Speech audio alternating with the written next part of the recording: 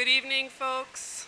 Sorry to keep you waiting. Thank you for your patience. I'm going to call to order the regular meeting of the Elk Grove Unified School Board at 6:12 p.m.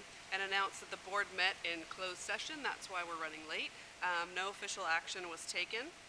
Today's meeting is being video recorded and will be available on the district's YouTube channel. Blue cards are available at the table just outside of the boardroom for anyone who wishes to address the board. If you wish to address the board, please complete a card and hand it to a staff member at the table to the right of the dais. Please be sure to indicate whether the matter you wish to address is on the agenda or not on the agenda. If the matter is on the agenda, we'll assume you wish to speak when that matter comes up, and we'll hold your card until then. The first item on our meeting agendas is always the Pledge of Allegiance. And today, the pledge will be led by one of our education partners, Michelle Savage from David Reese Elementary. Come on up to the front, please, Michelle.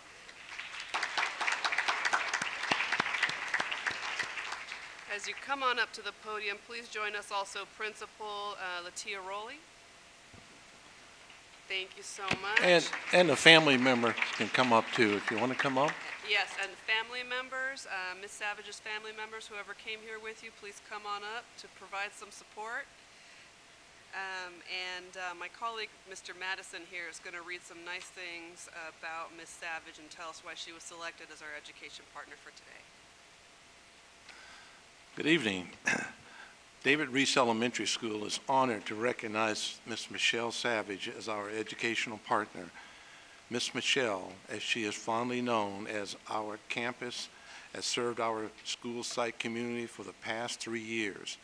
She lovingly greets our students early in the morning for breakfast, welcomes our afternoon to kindergartens, provides supervision for all of our students during lunch and recess, and assists in our after-school Eagle Academy program. Michelle serves as a co-chairperson on our school site council and district parent advisory committee. She is well known throughout our community by both students and families. She encourages them not only to take active roles in their child's education, but also models and facilitates ways for families to be part of our campus. Michelle is a mother of 8 children. Yet she rarely misses an opportunity to be part of our many family nights and community outreach events. David Reese faculty and staff all know and respect Michelle and her children. The admin and the office teams consider her to be an instrumental part of our school site team.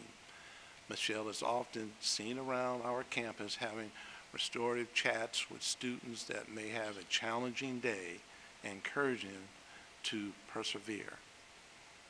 Thank you so much for all you do, Ms. Michelle. You have supported many of our Eagles to soar in their greatest potential. We appreciate you more than you know. With that, we'll stand and remove your caps.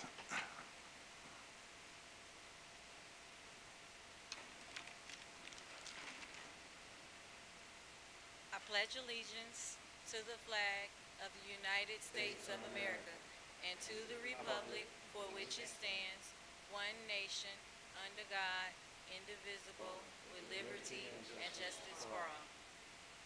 Stay down there a second. Would you like to say anything while Mr. Madison walks down there? I just want to say thank you to everybody. Thank you to Ms. Rowe. Well, thank you. We appreciate what you do, and Mr. Madison's going to give you a little token of our appreciation.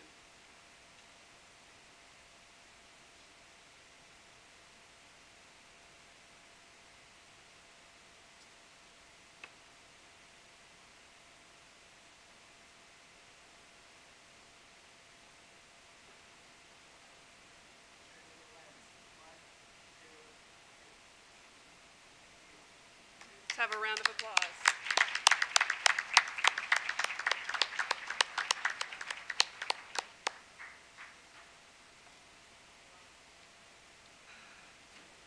All right, folks, the next item on our agenda is our high school representative reports. Today we're going to hear from Monterey Trail and Valley High Schools.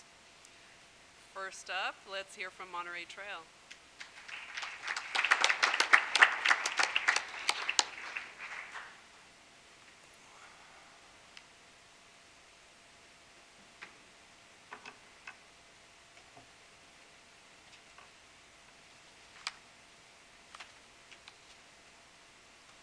Good evening, President Sharis Espinoza, members of the board, Superintendent Hoffman, Ms. Avalos.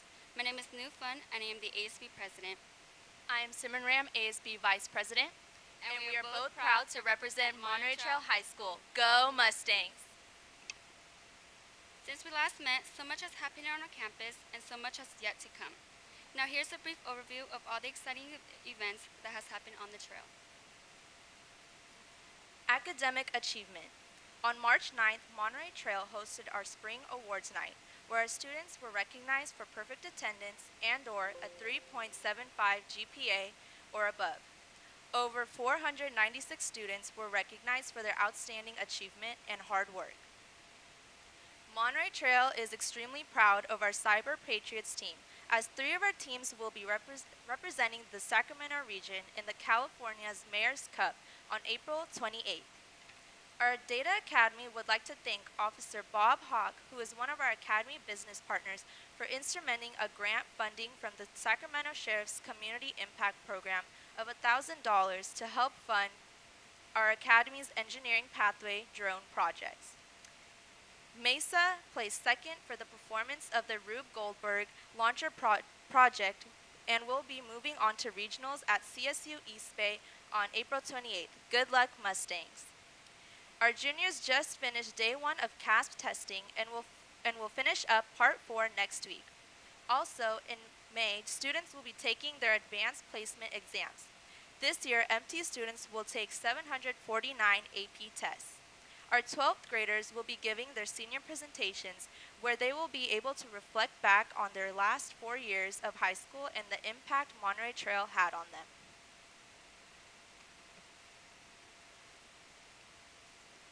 Educational equity and school culture. On March 22nd, we held our annual multicultural night for our parents and the community members, followed by our daytime assembly. This is a great way to celebrate all the talent and diversity we have to offer in Monterey Trail. All clubs on campus had the chance to perform cultural dances and songs to their peers in this enjoyable presentation, with performances from our Impulse, Haka, Latino Club, Breakdance, Baile, Bhangra, Monk Club, Salsa, Color Guard, Polyahana, BSU, and much more.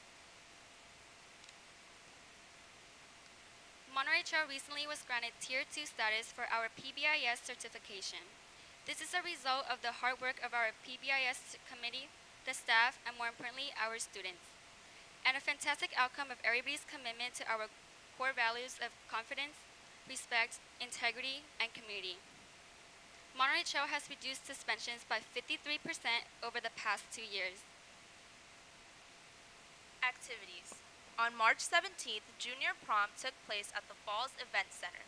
The students had a large variety of activities to do during the night, which included dancing, playing games in pool, watching Beauty and the Beast and Coco, and taking pictures in the photo booth. For our Spirit Day, we had Teachers versus Student Day, where teachers dressed as students and vice versa. We also had our famous Tie-Dye Tuesday, where both staff and students were encouraged to show up in their colorful and bright t-shirts. Spirit Week led up to our glow-in-the-dark spring sports rally that was held on April 6th. The rally concluded with our drumline playing on neon paint that splashed everywhere. We held our Unity Day on April 12th, where our Mustangs were able to make new friends on campus, understand one another better, and strengthen our Mustang community. Athletics. Our spring sports team consists of softball, baseball, swim, men's tennis, track and field, and men's volleyball. These student athletes have been doing exceptionally well in their seasons and consistently displaying our 4 core values of integrity, confidence, respect, and community. For track and field, our very own student, Zach Larrier, had a phenomenal performance at the Arcadia Invitational with just over 47 seconds on the 400-meter race. This is the fastest time in California, and he is now 7th in the nation. 3 of our very own students, Nia Collins, Taya Beatles, and Benjamin Dadsey, signed their letter of intent to San Diego State University, Alabama A&M University, and Chico State University.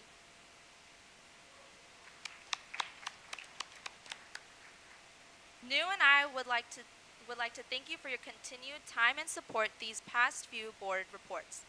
Not only do we thank the board, but also the teachers and staff at Monterey Trail for providing us with all the skills and knowledge to prepare us for college and the overall high school experience. We thank you for the opportunity to represent Monterey Trail High School and hope you enjoyed all the news we've shared with you throughout the school year. Next year, I'm off to Sacramento State to study business. And I'm off to UC Santa Cruz majoring in biology, but we'll always be Mustang in our hearts. Thank you. Thank you.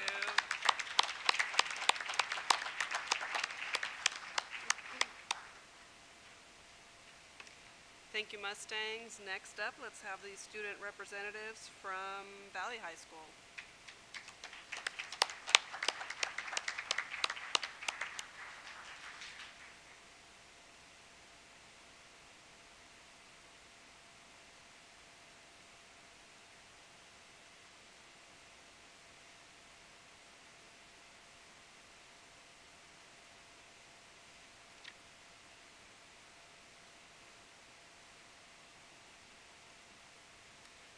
Good evening, President Chavez Espinosa, members of the board, Superintendent Hoffman, and Ms. Avalos. It is an honor to be here tonight to represent Valley High School. I am Alejandro Alicia, a senior. And I'm Ksima Rashid, a junior. These final few months at Valley have been jam-packed. Right before spring break, we had our second semester Block B to honor all the scholars who earned a 3.5 GPA or higher. Like always, we had our traditional pizza box competition between the classes, and the juniors won for the 4th time in a row. That's 2 straight years we beat in the class of 2018. Well, that's 2 straight years of cheating. We'd like to give a huge shout out to Manura Qureshi for being awarded a brand new laptop from DeVry Castellanos Architects during the event. She will be able to use her new laptop as she continues her hard work at UC Berkeley next year. We also want to give a huge shout out to the Brainiac students who will attend the Google headquarters field trip for maintaining great academics and attendance. Valley would like to thank Assemblymember Cooper for helping orchestrate the event. Today was the first day of SBAC testing for juniors. They endured a full day of English testing and will continue on Thursday. Yay! After Block B, Valley held its first ever retro gaming night where over 300 students and staff attended. A DJ played music while they battled it out over 16 arcade cabinets with over 150 retro games to win the tournament and earn a prize. The Friday after spring break, Helte held their annual health fair where students and guest vendors set up booths around the gym with information about specific health topics. The fair also included a special guest performance from the Sacramento Kings Dancers. The weekend after our last speech, we held another campus cleanup day where we worked on Valley's Sacred Garden. Next, Valley's Black Student Union held its first Black History Month celebration with guest speakers, food, a jazz band, and artwork displays. Thank you, Superintendent Hoffman, Mr. Madison, and Dr. Limoges for attending. The following week, we ended the quarter with the annual Multicultural Assembly. There were so many student performers, we didn't have room for outside performers. Students dressed in their traditional clothes, recited poems, and danced to traditional music. To celebrate their culture even further, Hmong Club held its 10th annual Mini Hmong Night. The event showcased different talents from the Hmong student body, like traditional dances and even breakdancing. This Friday, Latinos Unidos will be hosting an event complete with Latin food, dance to celebrate their heritage. They will also be honoring Latino athletes and scholars on campus. Before the school year ends, we'll still have some major events planned for our Vikings. With prom just around the corner, students are getting ready for a Beauty and the Beast themed dance, The Last Petal. Because, you know, Beauty, Beast. This year, it will be held at the Grand Ballroom in downtown. During the next month, the seniors will be experiencing a lot of lasts. The prom will be their last dance, and the senior goodbye rally will be their last rally as Vikings. And of course, graduation, which is appropriately themed, our last goodbye. They will end their high school years being cheered off by all of the Viking students and staff. And I'm placing a bet that Alejandro will start crying. Before graduation, the seniors will enjoy one final day of fun at the Color Splash. We will spend the afternoon throwing color powder at each other while enjoying a DJ and food trucks. To celebrate our spring sports, we held our Battle of the Classes rally in which each class participated in games to earn spirit points to get a grand trophy. And guess who won? The senior class got 800 points and the juniors had a sad 200 points. The rally included games that forced the athletes to show off their abilities. My favorite game was watching the swim team bob for apples. With the weather heating up, so has Valley Athletics. Our softball girls are currently 4 and 6 in league. Baseball has been heating things up and are tied for third place in league. Swing team is 2 and 3 in league. Men's tennis is 3 and 2 in league. The men's volleyball is still fighting to finish the season. And the girls track team plays second in the 4x100 and the 4x400 meter races and are 1 second from qualifying for the championships. To honor our athletes, Valley's holding its first ever Valley's Excellence in Sports and Performance Awards, or the VEPSIs. The banquet will be held at CRC on April 21st. As the year winds down, we wanted to shine a bright spotlight on all our students who will be slogging through AP tests, finals, and everything in between. We particularly want to give a huge shout out to our Viking seniors with graduation coming up in just a few weeks. Well, 4 weeks, 6 days, 13 hours to be exact, but who's counting? They are determined to end the year Viking strong. We'd like to congratulate the seniors that received the Elk Grove Regional Foundation Scholarship, and we'd also like to congratulate the students who will be continuing their education in college. As a senior myself, this will unfortunately be my last speech to you all. However, since I'm just a junior, you're stuck with me for another year. But hey, Brandon will be replacing me and will bring even more jokes to complement Kasima's lame jokes. We thank you, the board members, and all the amazing staff here at the district office for receiving us and for putting up with our early growing pains and lame jokes. We could not have asked for a better audience. And to end off with a bang, we brought t-shirts for all of you guys, to keep Valley spirited. Yep. Thank you. Thank you. Good job, Vikings. Thank you.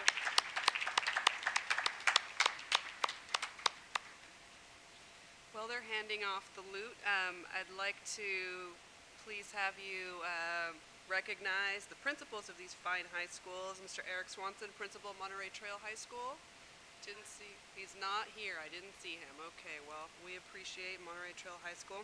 I did see Mr. Richard Gutierrez, principal of Valley High School.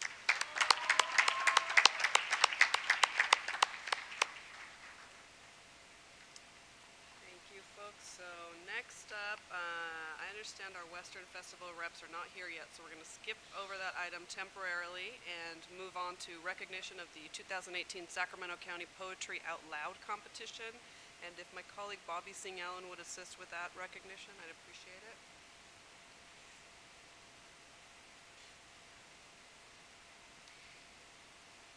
Good evening, President Chávez Espinosa, members of the board, Superintendent Hoffman, and Ms. Avalos. So tonight, I have the honor of bringing forth a very talented young lady who has been part of the Poetry Out Loud competition for this year. So just to give a little background about the competition, the Sacramento County Poetry Out Loud competition encourages high school students to learn about great poetry through memorization, performance, and competition. The program provides students with the opportunity to perform poetry in English classes, modeled like the National Spelling Bee. The Poetry Out Loud program began in local high school classrooms, with winners advancing to school-wide, then regional competitions, which are at the county level, the state level, and then even national level.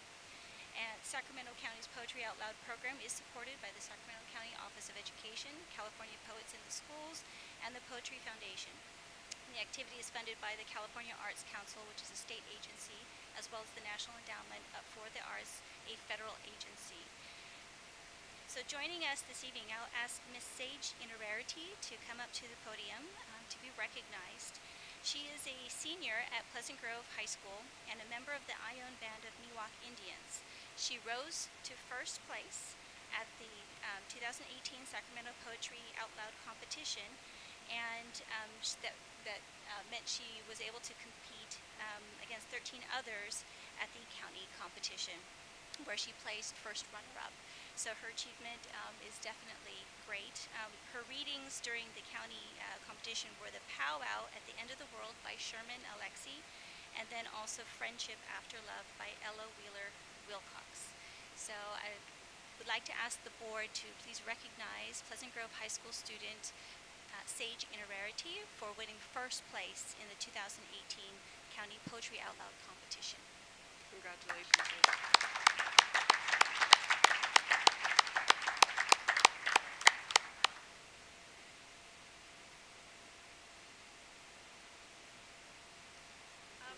Well, First of all, it's an honor to be here.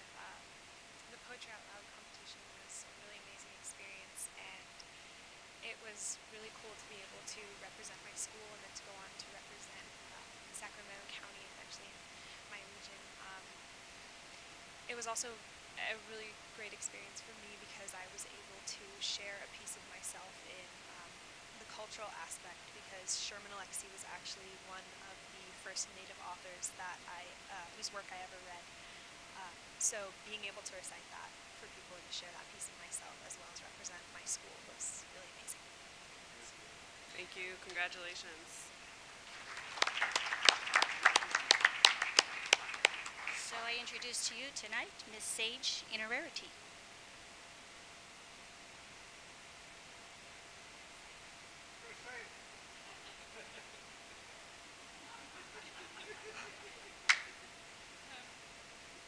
Tonight I will be reciting How Loud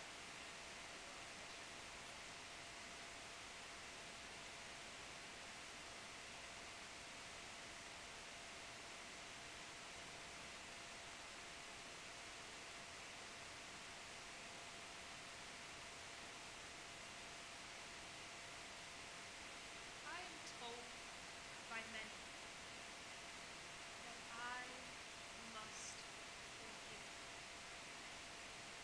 and so I shall. After an Indian woman puts her shoulder to the Grand Coulee Dam and tops it,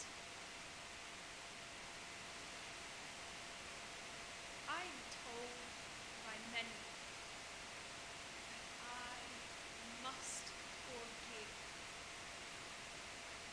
and so I shall. After the floodwaters burst each successive dam downriver from the Grand Coulee, I am told by many that I must forgive, and so I shall. After the floodwaters find their way to the mouth of the Columbia River as it enters the Pacific and causes all of it to rise,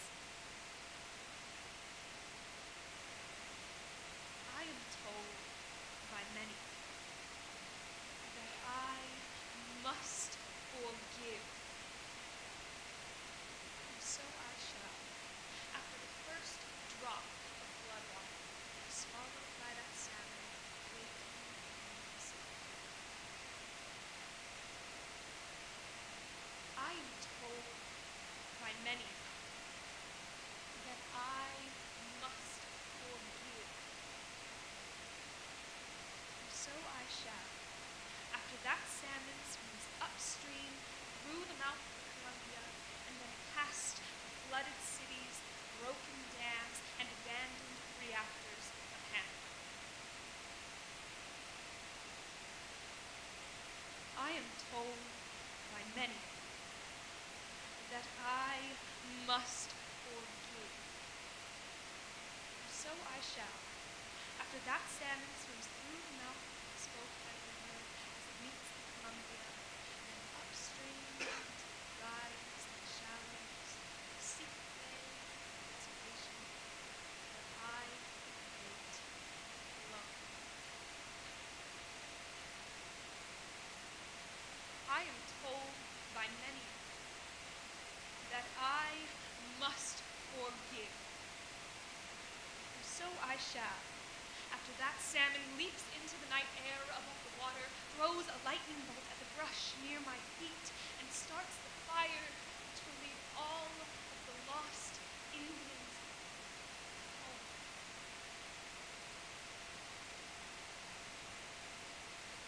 I am told by many that I must forgive, and so I shall. We Indians gathered around the fire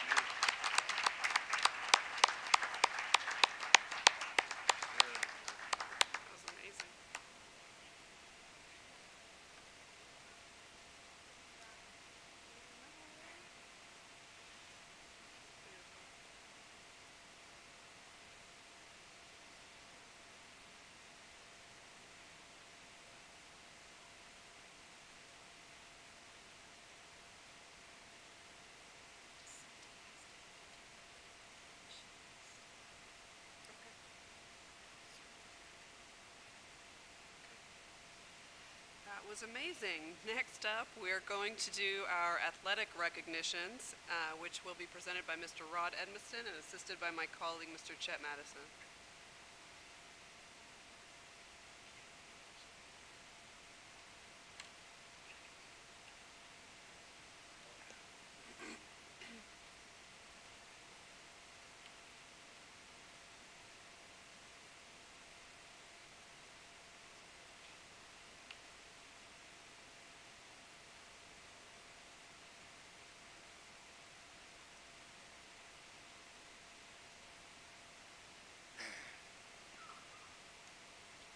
Good evening. President Charez Espinoza, members of the school board, Superintendent Hoffman, Ms. Avalos. Tonight I am honored to introduce to you a very special team, the Sheldon High School boys basketball team. They finished the year as the CIF NorCal Open Division Boys Basketball Champions and the CIF Open Division Boys Basketball State Runner-Up. This group of young men finished the season with a 29-6 record. The Sheldon basketball team entered the CIF playoffs as the number 4 seed, and in capturing the CIF NorCal Championship, they defeated number 5 seed San Joaquin Memorial 67-65, number 8 seed the Nemes Folsom 64-55, and number 2 seed Bishop O'Dowd 61-60. The Sheldon boys basketball team's amazing run ended in the state championship game as they lost to Sierra Canyon 75-62.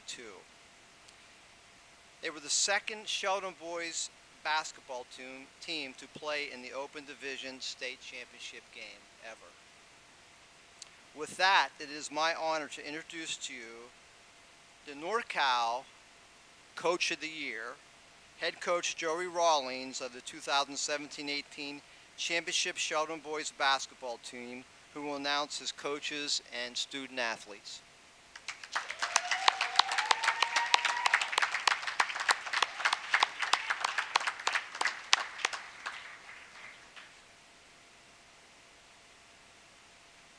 Thank you very much.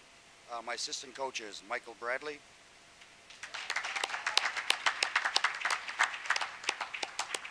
Rich Manning.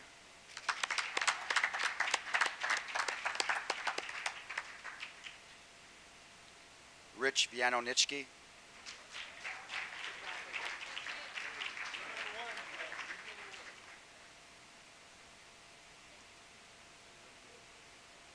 Now the Sheldon basketball team. Ronald Gibser.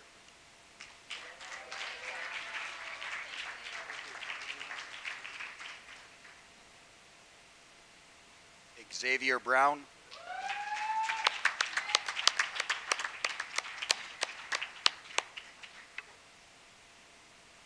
Xavion Brown.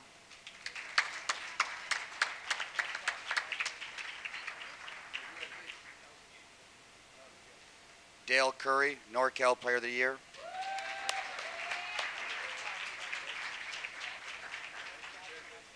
Marquise Hargrove.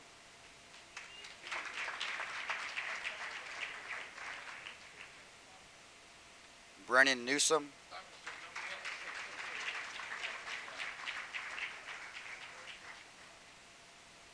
Justin Nguyen.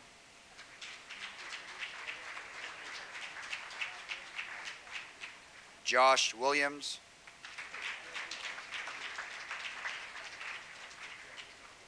Kaido Williams.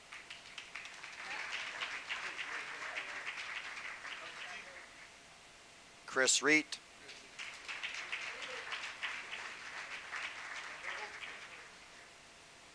Dom Johnson.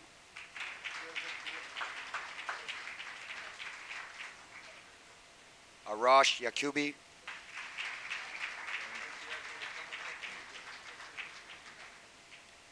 Jaden Lilly.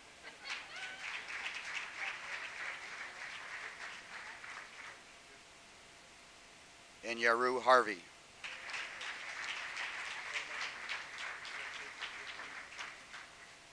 Thank you very much.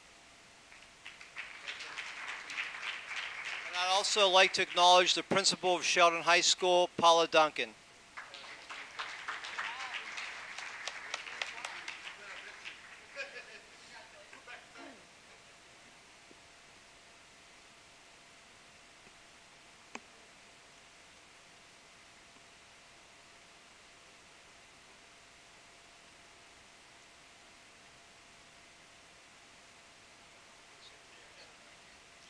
Hey parents, anybody in the audience, come on up. You can come in front of those white tables to get a better picture.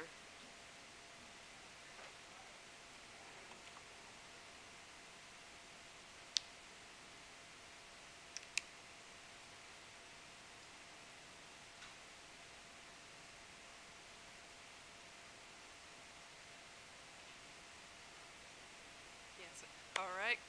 Congratulations, Sheldon boys basketball. Thank you.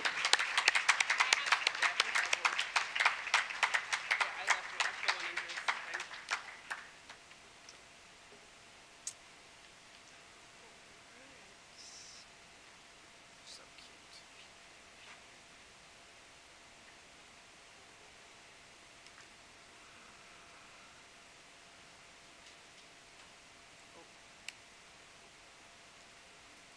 Folks, in all the excitement, I forgot to dismiss our excellent student representatives. But I'm sure you wanted to see that. Thank you for your great reports, and have a good night.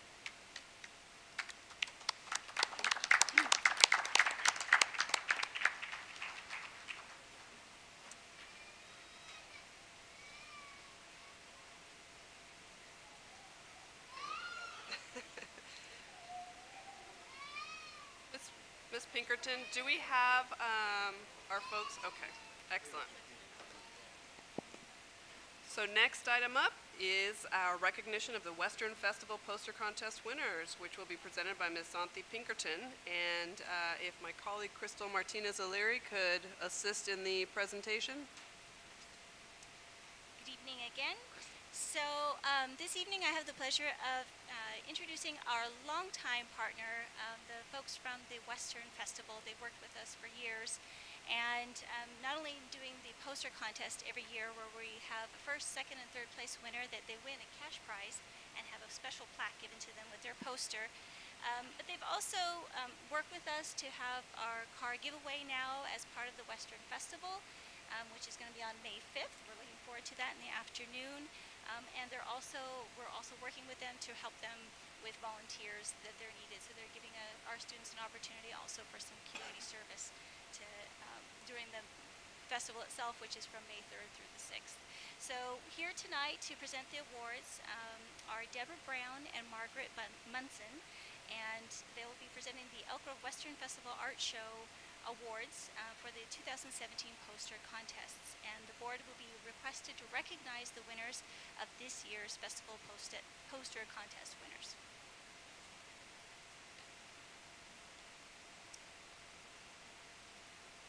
We had a lot of nice entries this year, and it was a little hard to choose what we were going to pick for the winners, but we finally came down to it. And third place goes to Caleb Farnetti. Is Caleb here? Come on up.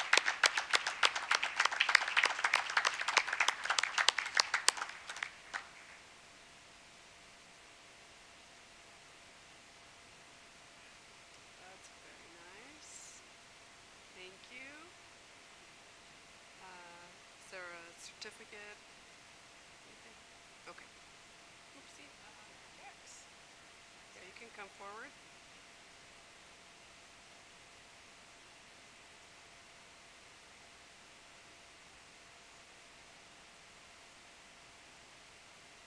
Second place goes to Kayla de Guzman.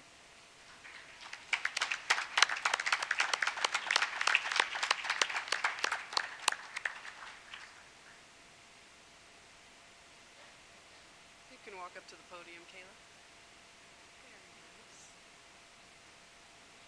You do great work.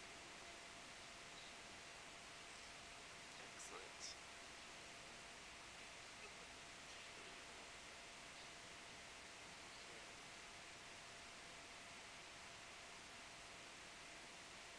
And the first place winner is Justina Ibarra. Oh,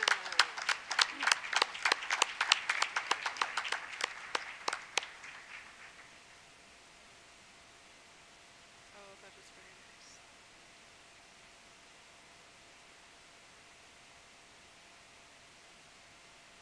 I'll just give a really brief rundown on the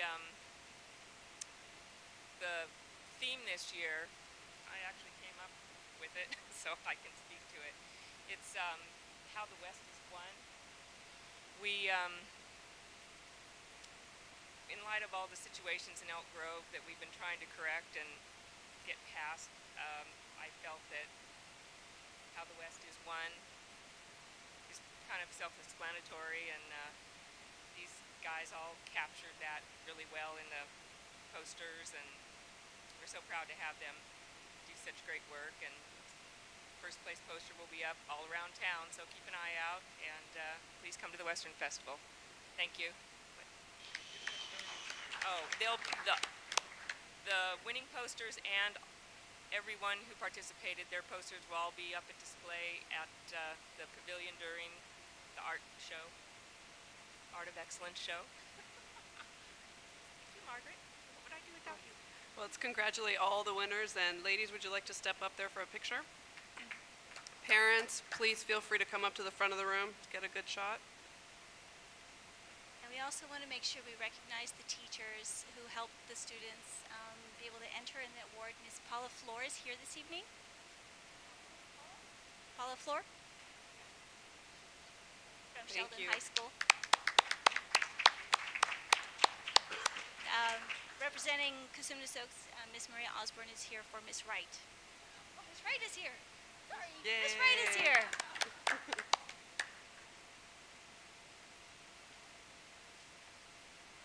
All right, hold for one more picture, the official one this time.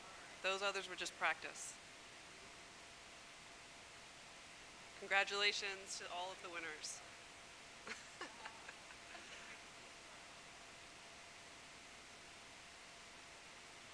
All right, congratulations, folks. Thank you.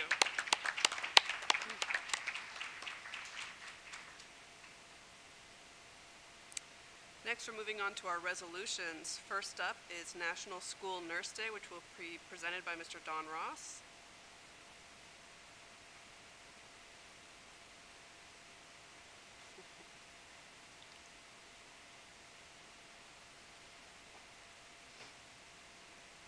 Before I start speaking about our wonderful nurses, we have a few in the audience, so I'd like to bring them on up. Please do. Come on up, any of our school nurses.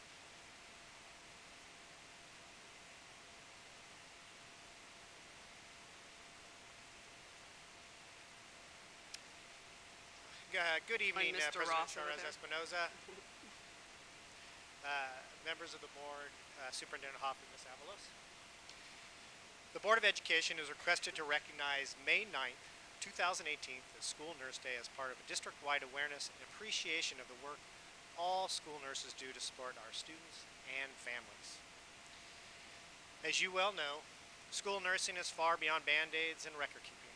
A typical schedule can encompass immunizations, healthcare screenings, hearings, vision and testing, dealing with home accidents, diabetes, asthma, student obesity, special needs like tube feeding, preventing the spread of diseases through blood exposure, and the fallout from mental, emotional, and social emotional problems, and even helping students who are homeless or whose parents are incarcerated. For some students, the school nurse is the only healthcare professional they see. School Nurse Day salutes our professionals who juggle a complex array of medical and social issues, seeing literally thousands of students and moving from school to school throughout the district. In recognition of the important role that our school nurses play in the success of all students, Elk Grove Unified School District Board of Education is asked to approve a resolution recognizing May 9th as School Nurse Day. Thank you. Thank you, Mr. Ross. Before I call for a motion, would you like to say anything, ladies? No? All right. Well, thank you for being here.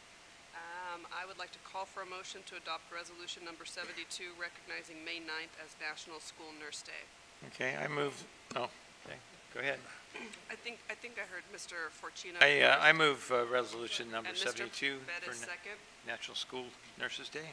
All in favor, please signify by saying aye. Aye. That passes unanimously. Congratulations. Thank you for what you do, ladies.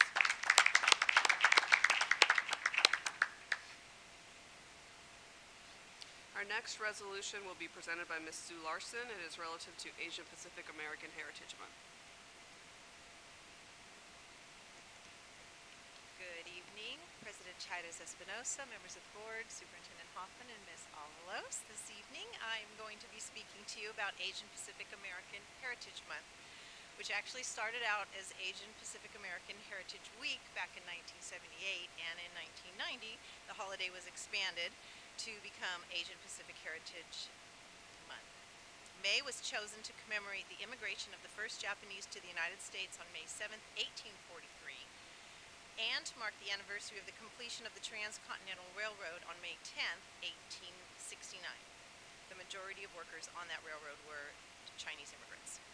Throughout the year, the contributions of Americans with Pacific Rim heritage are presented in the regular curriculum. However, this special focus for 1 month serves as a reminder of the combined contributions of this group.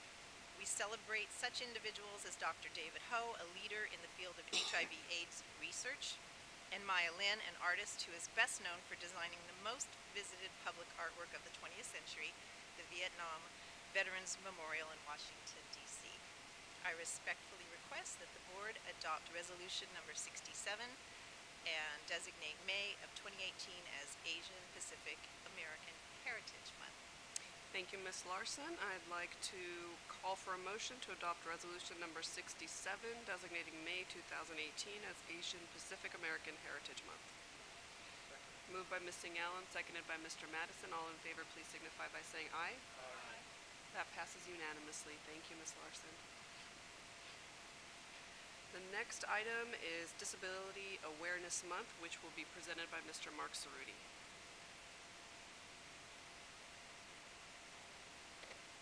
Thank you, Madam President, members of the board, Superintendent Hoffman, and Ms. Avalos.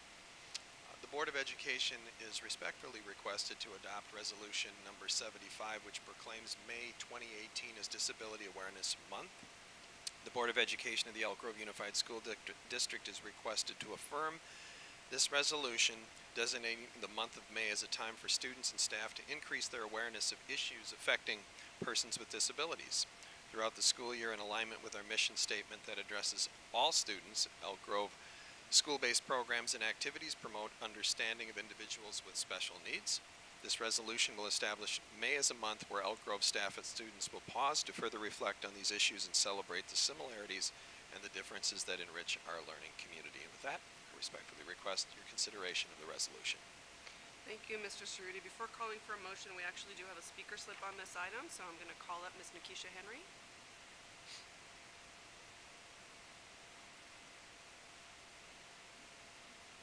Thank you, Ms. Henry. Hi, good evening. Most of you know me. I'm Nikisha Henry, a parent as well as advocate for students with learning disabilities. And I just wanted to bring to attention, in light of National School Nurses Day as well as Disability Awareness Month, the issue of diabetes. The state law and regulation and policies for diabetes care states that federal law gives students the right to receive diabetes care they need to be safe and participate in school activities just like any other child. Schools should provide the following: train staff to monitor blood glucose levels and administer insulin and glucagon kits, train staff to provide diabetes care during field trips and extracurricular events and all school-sponsored activities. Schools should not, I repeat, should not make family members go to school to care for students' diabetes, transfer students to a different school to get the needed diabetes care, and or prevent students with diabetes from participating in field trips, sports, and other school-sponsored activities. I have advocated for 3 families whose children have type 1 diabetes, and there was also a young student that attended Wilton Elementary School. Back at the board meeting in November, he presented to you guys because he was forced to be removed and turned to homeschool because the nurse was not providing proper care. So because of this, this is against federal law, And I charge to all of the school nurses that are here, as well as those that are within the district, that it is not a choice whether or not nurses are able to care for children with diabetes. It is law. That is something that is mandatory, and it's also mandatory not only during school hours, but also after. And what we're finding, and since we're discussing the Disability Awareness Month and the National School Nurse Day, diabetes, especially type 1, where insulin has to be administered, there has to be care given 24/7. There has to be plans written into 504s and or IEPs to support the diabetes care. Otherwise, Elk Grove School District is not under federal compliance. So I just want to make sure, because what's being recognized as awareness is not actually happening across the board district-wide. And a lot of the families that I have advocated for, they have chosen to put their kids into homeschooling because of that. And that's not okay. So I just want to make sure that type 1 diabetes is recognized for the seriousness that it is, and the mandatory care that is legally, federally required by trained nursing school staff. Thank you. Thank you, Ms. Henry. Mr. Superintendent, if we could direct staff to follow up with Ms. Henry just to make sure there aren't any situations that we need to deal with presently. Thank you. All right, with that, colleagues, I'm going to call for a motion to adopt resolution number 75, which proclaims May 2018 as Disability Awareness Month. Moved by Ms. Albiani, seconded by Mr. Forcina. All in favor, please signify by saying aye. Aye. That passes unanimously. The next item will be presented by Ms. Pinkerton. It is relative to high school voter education.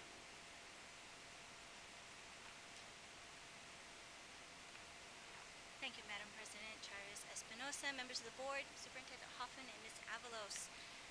So the Board of Education is requested to adopt resolution number 71, which declares high school voter education weeks for the days April 16th through April 27th.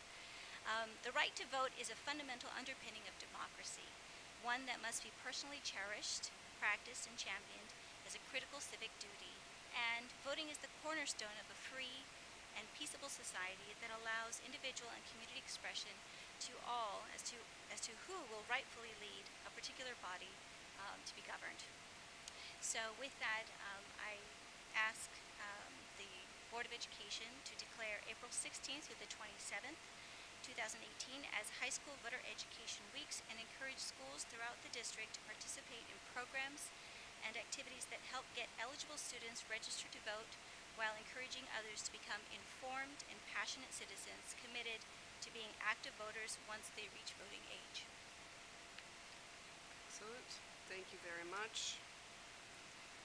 I'd like to call for a motion to adopt resolution number 71, which proclaims the period from April 16th through April 27th, 2018 as high school voter education weeks. Moved by Ms. Singh-Allen, seconded by Mr. Madison. All in favor, please signify by saying aye. Aye. That passes unanimously. Thank you, Ms. And if I can just comment, I really appreciate the district's work on voter education, on the website, social media. You're doing a great job.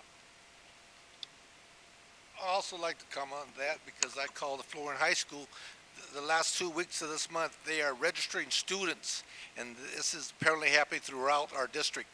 Is the last 2 weeks of this month's voter registration student weeks. Thank you. With that, I'm going to move on to public comment. Anyone else wishing to speak, please do submit a blue card up here. I have 2 cards, and the first is from Safety Center Youth Advisory Council. I don't have a name. Guess we get the whole council.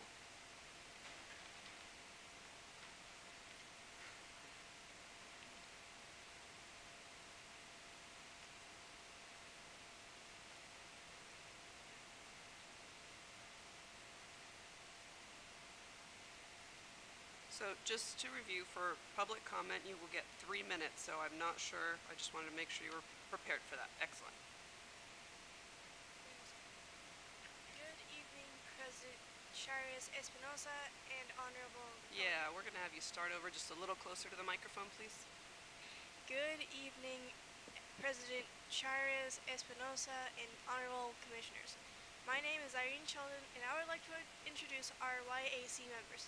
Aspen Tanner, Kylie Tanner, Miles Wayne, Shelby Johnson, Camilla Patterson, and Kamal Youssef, with advisors Molly Patterson and Christine Davidson. We have more members who could not be in attendance. Safety Center's Youth Advisory Council mission statement. Safety Center's Youth Advisory Council was established in 2016 with the purpose of making a difference in communities throughout California by using peer influence to outreach directly to the world's youth and providing young adults to lead by example for future generations. I would like to introduce Camilla Patterson, who will be addressing our concerns. Thank you. We come to the Elk Grove School District after already receiving a resolution from the Sacramento County Board of Supervisors on March 20th, 2018, commending our efforts for this distracted driving initiative and changing student handbooks, whereas it states we will be moving forward with making changes first in the Elk Grove Unified School District.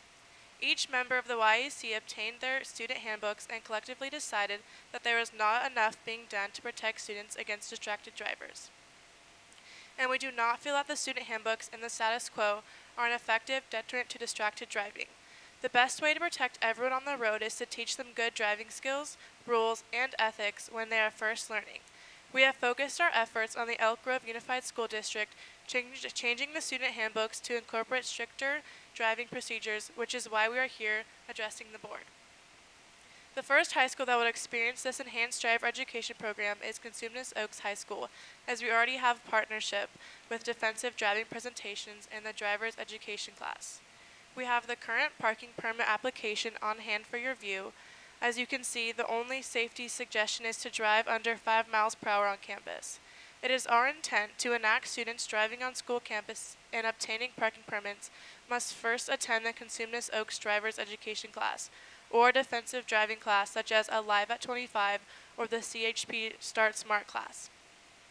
After establishing this program in one school, we hope to phase into other high schools in the district and the Sacramento County. We would like to kindly thank you for your support and encouragement in this journey. Thank you.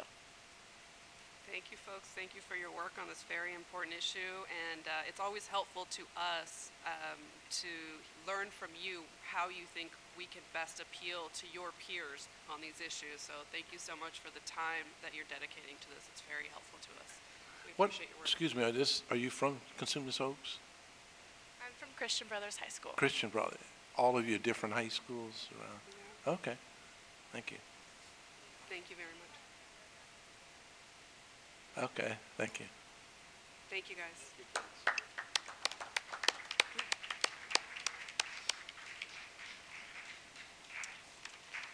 All right, next up, we have Alexis J.D. Green.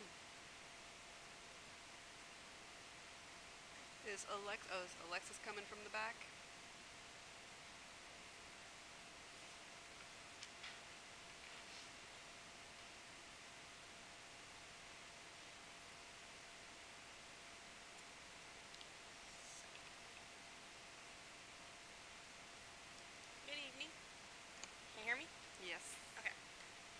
Good evening, President Espinosa, members of the board, and Superintendent Hoffman.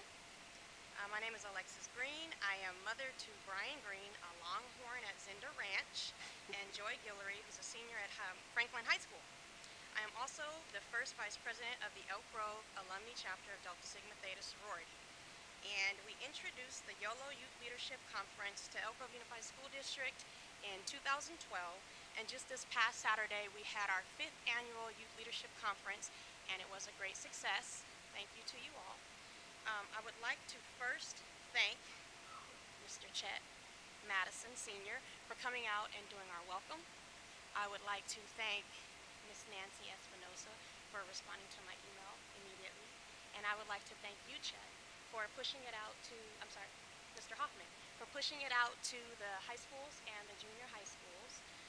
I also would like to give you some numbers from this conference. We had 98 students to attend because some were able to register at the door. We had 79 that registered. we had 61% from Elk Grove Unified School District. The other 49% came from Washington, Natomas, San Juan, and Sacramento. They even registered from Vacaville and Travis. Now, although we were excited to be able to offer these workshops to all these students, we actually created this conference for Elk Grove Unified School District.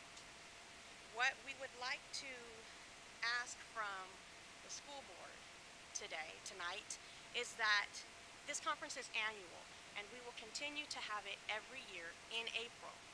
What we would like to ask for you is that this conference is sponsored by Walmart. Every year we run out and we get this money from Walmart and a couple other local businesses in Elk Grove.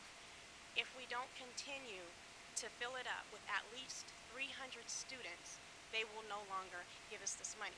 The workshops that we have, if you look on our website, which is www.dstegac.org, these workshops are very imperative to our youth. And we even implemented a workshop called Power of Perception, which talked about racial healing, and it's trying to show people that we're trying to fix the situation that we have right now in Elk Grove.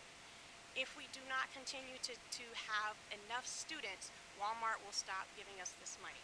And this conference is free. We feed them breakfast, we feed them lunch, we feed them snacks, and we supply them with backpacks and school supplies. What we're asking from the school board is that this conference is supported and that we do get the students out from the schools.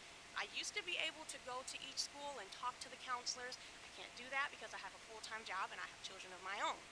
And so it was very hard as far as emailing and contacting the counselors by phone. I really need your help as far as getting it out to the parents. Thank you. I need to ask you to wrap up. Okay. I pushed it. It was pushed out in the last 2 weeks, and that's when the registration began to grow. But I started pushing this in November. So I just really need your help. We'll be doing it again and again for the years to come. Thank you. Thank you, Ms. Green. Congratulations on a great conference. Mr. Superintendent, can we have someone talk to Ms. Green about how to coordinate a little bit more in advance? What else we can do together? Thank you much. Next up, I have no more speaker slips, so I'm going to close public comment and call for a motion on the consent agenda. I move to approve items 1 through 18 on the consent agenda. Do we have a second? Second was Mr. Forcina. All in favor, please signify by saying aye. Aye. Aye. That passes unanimously. Thank you, colleagues. Next up is our first item under Race and Educational Equity. Ms. Pinkerton is going to present our progress report on race and educational equity.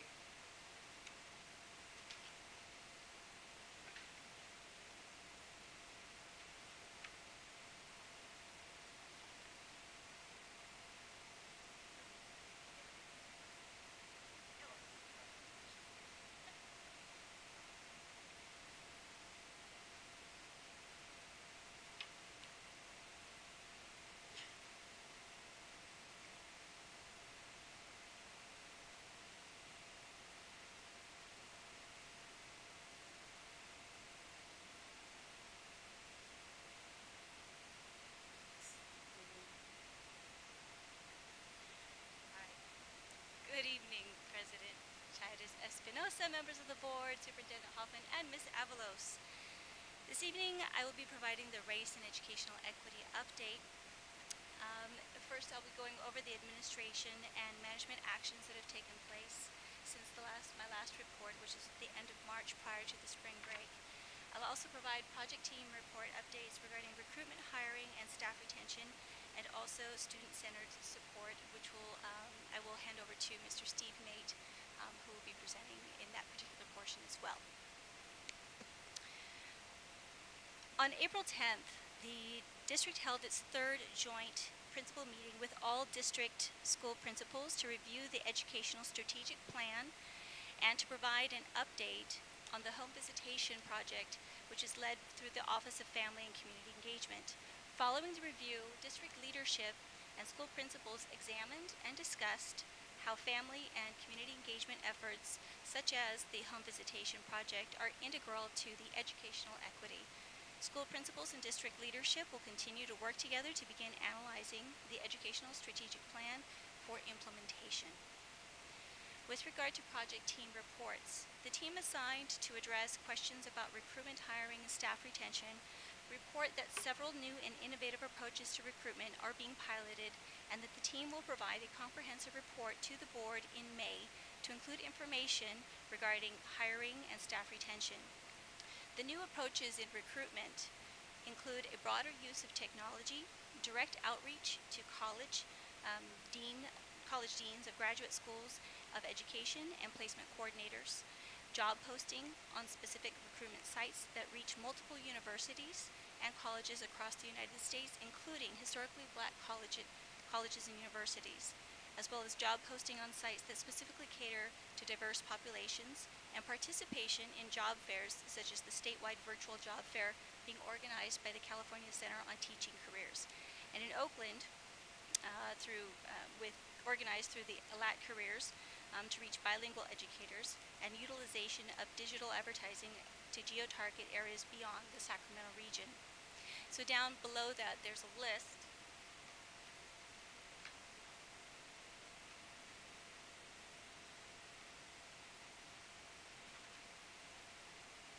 of those three areas that that the team has been piloting, where you have direct university outreach with California State University East Bay, Fresno State University, where we're reaching directly to speaking with Dr. Magdaleno, Portland State University, reaching out to a dean there who started in the Midwest and is focusing in the state of Portland on diversity, specifically looking at increasing the number of teachers of color. Also Sacramento State University, where we're building relationships, and Santa Clara University, San Diego University, and San Jose State University. In terms of diversity network sites, the ones that we're using and that we're looking into are Handshake. That's a particular site specifically for all of the, or several of the universities that subscribe to that, where we can actually post job postings specific and address either alumni or specific grade levels, whether it be new teachers, depending on the position. Those are the ones that also reach out to the historically black colleges and universities. Also, NEMNET is a minority recruitment site. latcareers.com. Women in Transportation International is a worldwide network when it comes to transportation and the needs that we have for our buses. Also, we're working with the SACB for Diversity Network, SACB Veterans Network, and also SACB College and Education Network.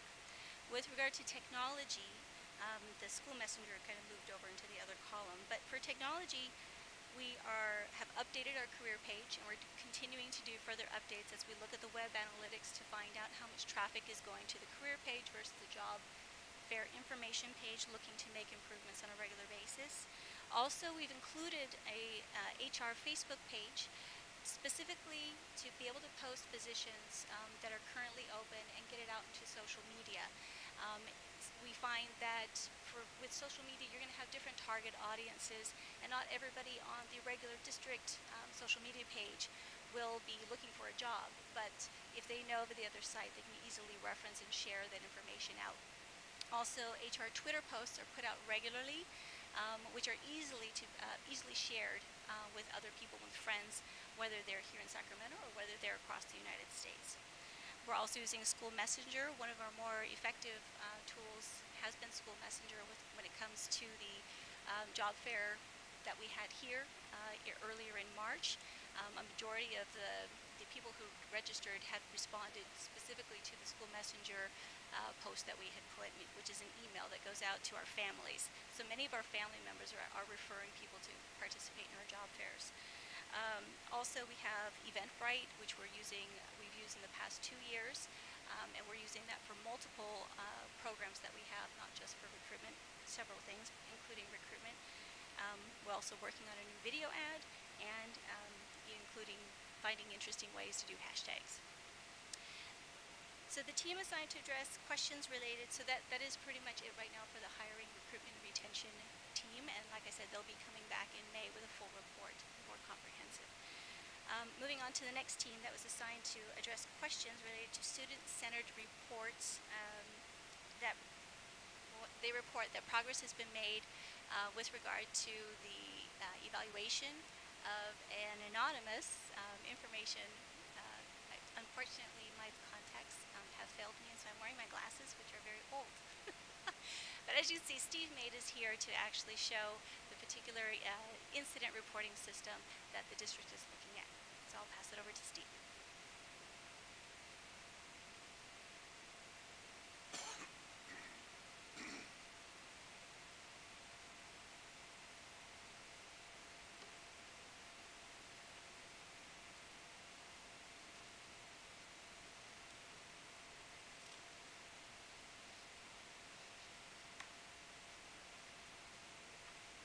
Tech often works for me, but sometimes it's actually the worst when the tech doesn't work when I come home and people are looking at me like, what am I doing? So, good evening. I'm here to talk about the anonymous reporting system. And so we've been looking at a system called Catapult EMS, and I want you to know that this is part of a larger system. So Catapult EMS is an emergency management system. It's a full system that can be used for managing emergencies at schools. It's something we're looking at, but for right now we're looking at a component of it, and it's a customized component of it. They have an anonymous bullying reporting system. So you're gonna often see bullying in some of the screen captures here and so on, but no, it's not necessarily bullying. We're gonna be able to customize that to be more of an incident or a generalized thing. So just when you see bullying, just know we can customize that. So you're gonna see some stuff that'll say bullying, just know we're talking about some other stuff. So we wanted to know where we're at with this. We've looked at different products, and we believe this is probably one of the best ones out there. It's web-based. It does not require an application or anything. We can put links on our website so you can use it on your phone or on a computer. You don't have to have just an app to do this. It's anonymous. We're still working out the nuts and bolts, but I wanted you to bring it to you where we know where we're at now. General pricing for this. For the first year, it would cost us about $40,000. What that does is sets up all the schools. It helps build the customization and get us ready to go for that 1 year. After that, it would be about $30,000 ongoing for all of our schools to have this link on the site and maintain all the back-end stuff and all the websites and the management of the system. So I just wanted you to have the general idea. Once we get all the logistical part worked out and get our finalized pricing, once we've done that, we'll be able to bring this back, the full solution back to the board for action later. But today's just kind of an overview of what we're seeing. So today in the demonstration, we're going to cover what the Catapult EMS company kind of does, or what they're about, the problem that they're addressing, the incident submission flow, so how does it go from the submission all the way down to closure, and then the reporting of all that, and then the response team that's part of this, and then also any customization that we can do. So Catapult is in about 500 schools right now, serving over 200,000 students. What they've seen from doing this is they've seen an increase of about 75% of anonymous reportings once they put the system in. And of that, 95 to 99% of those reports that have come in have been found to be actually accurate, not just noise out there. Interesting. So the problems they're trying to solve are students can feel safe from possible retaliation by having an anonymous reporting system, report from anywhere, and identify small problems before they maybe get big. And it's really necessary to report from anywhere because it's phone, computer, wherever you're at, you can do this. So the submission flow would work like this. The incident submission from the website comes from the student, parent, whomever that might be. It would then go to a response team that gets alerted via text and email. And then they can access the submitted report online to see more details of that. And then they go and they follow up with it, and they eventually resolve the incident. This is all in this system. So, the submitting an anonymous incident report. Students can feel safe from possible retaliation, which I talked about. Report anonymously from a phone, tablet, or computer. And there also is an IP track. So what that will be able to do is, for the consistent ones, if there starts to be where you can start to see lots of false stuff coming in, we at least have an IP address to be able to say where it's coming from, so we can maybe track it down that way of repeated bad threats, I guess is how you would say it, or false information coming through. So here's what it would look like as an example. Now, if our website, if our webmaster was here, she would get mad at me because of where we put this link right now, so it wouldn't actually be there. We wanted to just put that in there for as an example of what it would look like. So on every website there would be a specific link for that school, and so people would go in, they would click on that link, it would then pop up terms and conditions. These terms and conditions are defined by us as a district. This would be what types of things should be going in here, what would be our average response time. If something's going on right now and you're expecting an immediate response, this isn't the best place, call a different phone number. Some information like that so people know really what the system's about. As they go down, they have to accept the terms and conditions, so they know that they're doing that, that they're reporting a true incident. They click continue, they'd go through and they would put in the information, so they would put where it happened, the incident date, and then the time, approximate obviously, where it was, see the information. So, oh, sorry, I looked down. I shouldn't because my screen started to go for me, and I can't have a hard time reading it from here because my eyes are going bad too. Has it happened? Have they talked to a parent? Have they talked to an adult? Yes or no? Who were the people who was being bullied? And they're using bullying for this. Remember, we can customize that. Who was being bullied, and what's the other one? Who was being bullied and who was doing it? And then any other information. They can also upload a photo or a video from their phone or computer.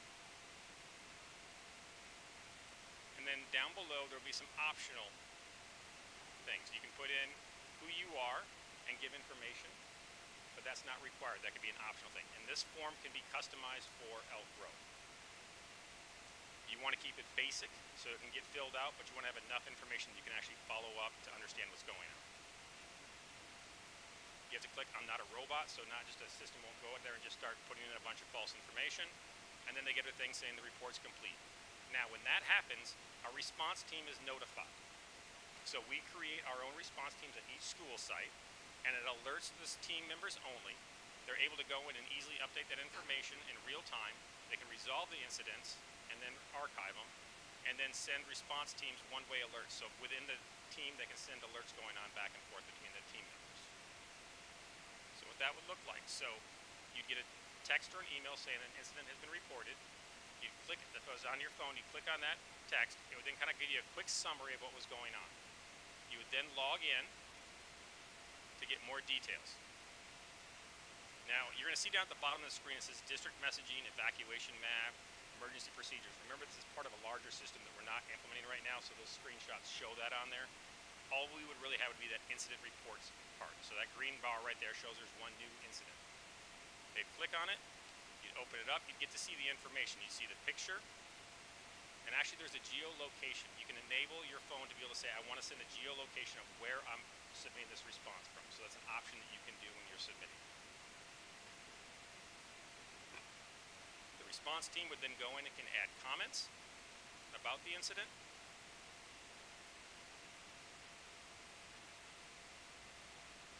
After all the comments are done and you're saying we're ready for this, we're going to resolve the incident, we click resolve, go in and type the resolution out, and then you close the report. It is now done, it's archived, it's ready now to be used as a reporting piece later. So now we can archive those reports, we can be generated by the at the site level, and then we're also going to work with the company to create district level reports for us. And we're able to pull the reports based on date and additional details, and then view information submitted in a report, as well as comments and report updates. So what that would look like is right at the top. Let me go back. If I can do this right. Tech didn't work for me there. At the top, you'll be able to see there's an incident history, and you can go start date. You can search by certain things, and then click on search incidents. Instead, it will pop up again. Criteria. Some of the customization that we can do is we can choose our reporting team members. Obviously, we create them at our site, and we can make a general district one, but also each site specific one. We can define our response times. The company will follow up with schools if they haven't acted on response times. So we set that time limit for people, and then the company will call and say, hey, we just noticed this one's not been dealt with. Do you need any information? So it kind of helps follow up to say, hey, what's going on with that? I can also set individual alert types, so I can get a different alert based on the type of incident that goes on. And we can also customize our report options. That's part of that first year cost, is it helps set all that stuff up. And that's what the incident reporting system looks like within Catapult's EMS system. So I want to come there and ask if there's any questions you might have. Colleagues, any questions? I'll start with Ms. Singh Allen. Thank you. I'm very encouraged to see this online complaint system. Very excited about that. So I'm going to go just sort of systematically forward from Ms. Anthony's report, and then I've got questions for you, Steve, as well. So, I print out the progress reports from previous board meetings. I think what would be helpful is when we identified all of the topics, if there's a way to capture those, similar to like what we do for E4, we've got like, you know, we've got the disc with the different shades and the different topics or themes. So if we can break down all of the topics that we identified, you know, professional learning, student-centered support, curriculum, just to have that so that I'm sure, you know, at least board members and others, we don't have to look back to see, oh, okay, this is addressing this issue or that we're working on it. So maybe, and then just highlight like that evening's report or something for the board. It would be easier to receive it, I think, without having to reference prior reports and to see, okay, you know, to keep track of the progress we're actually making. And this way, I think it'll just be easier because I literally carry this and bring it every time, but maybe others aren't doing that. But I think this is great work that we're doing. I really appreciate an update on this. And then for Mr. Mate, so a couple of questions. Who is the response team? It's defined by us at the school site, so it can be administrators, it can be however we want it. Yep, each site defines that. And I think we'd utilize, I think, as I recall, there's existing groups already at sites, we'd probably utilize those same groups. Okay. And then who decides if it goes to the district level from there? It would be more of that we'd be able to CC, so if, depending on the type of incident that was going on, let's say it was a threat of some type, we might want to involve Mr. Rosso into that. So that type of thing, or Mr. Gore, we might want to put a CC line and just involve someone depending on the type of incident. The CC would be controlled by the response team or the person making the complaint? When we create it, it's on the back end. So when we say if it's a response that's, I don't know, let's say this is the worst thing, I'm going to say bomber because it just jumped in my head. Sure. Right? So we could set up an incident response team based on that incident type, so then we could have different members in there. Okay. That's not set by you submitting it, it's done by us in the back end to say where it would go to. And there's more than one person, so there's a team, so that it's not subject to one person's biases, if you will? Correct. Okay. That's helpful. And then, so you mentioned it will be housed on the back end, and so we would have an opportunity, we being the district, you'd have an opportunity to review, say that, you know, for instance, online complaint, somebody filed a complaint on ongoing racism at a campus. And based on a response time prompt of when something might be addressed, it hasn't been, and so we get an email saying, you know, I followed A, B, and C, nothing's happened. So at what point will board members or the superintendent, deputies, different departments, where will they interface? Is it going back to the discretion of the sites? I think that's part of the logistical side we're still trying to figure out is how we handle the reporting and if incidents aren't being handled in a timely manner. I think that's part of the logistics stuff we're trying to figure out right now. Okay, and so then when you talked about the tracking of the IP address, I understand what you're saying when in terms of if it's some sort of a repeat offender and trying to get patterns of whatever. But then that also, in a certain sense, also identifies perhaps who someone is, and so then I just little concerned, if you will, on possible privacy issues there. With an IP address, because that is a way of tracking. All of us have, so I don't know. I don't know how we're going to balance that, but you know. And then will it be available in other languages? Right now, the only other language that's available in an online submission form like this is Spanish. They don't have another option for it when you're doing these forms for another language. Okay. So that may be, I'm sure that may be an issue, at least with some of our communities. And we had that conversation internally, and right now they don't offer it. So I mean, I don't know. I'm thinking out loud. If there's somewhere in there, that allows them an opportunity to maybe contact. Of course, it wouldn't be anonymous at that point, but if there's a way. Maybe we could put that in terms and conditions. conditions or something. something, address that. because That's- say, you know, if you're Chinese speaking or Punjabi, Hmong, whatever, and you have legitimate, you know, complaint that you would like to file, but there's no opportunity, I don't want to have them miss that opportunity. So if there's some way to address that, that would be great.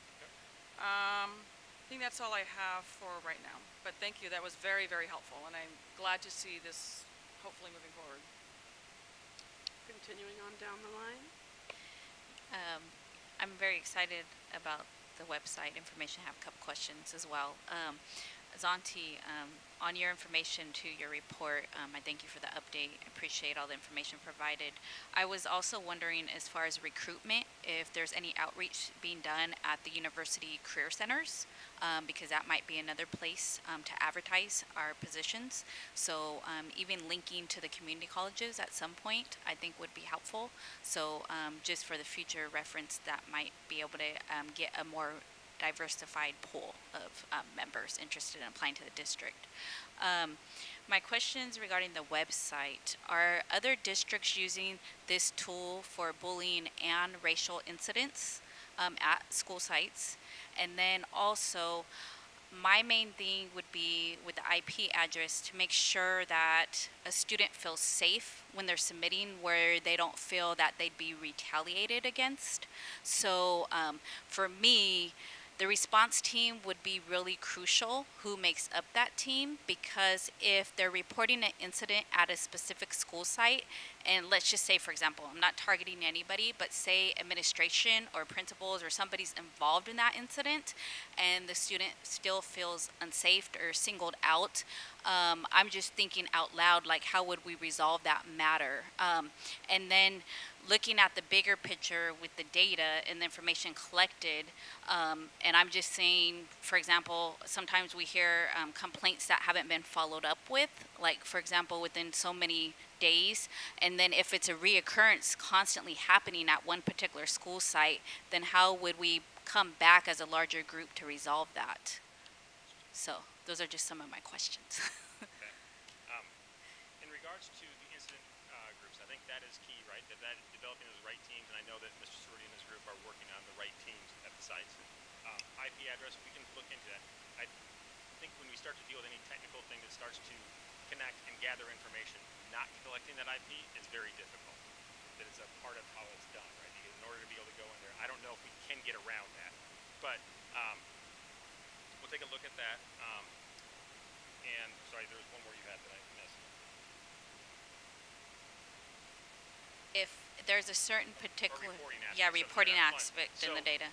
And the reporting aspect, I know will be done evident in the reporting aspects of things not being followed up on, and the company's following back up with that. So we'll have district level response or reports that can be run at any time, along with site level ones. So we'll be able to say if incidents are resolved or not, and that's part of that. Those are part of the logistical sides we're trying to figure out, is how is that all going to intertwine and work out still.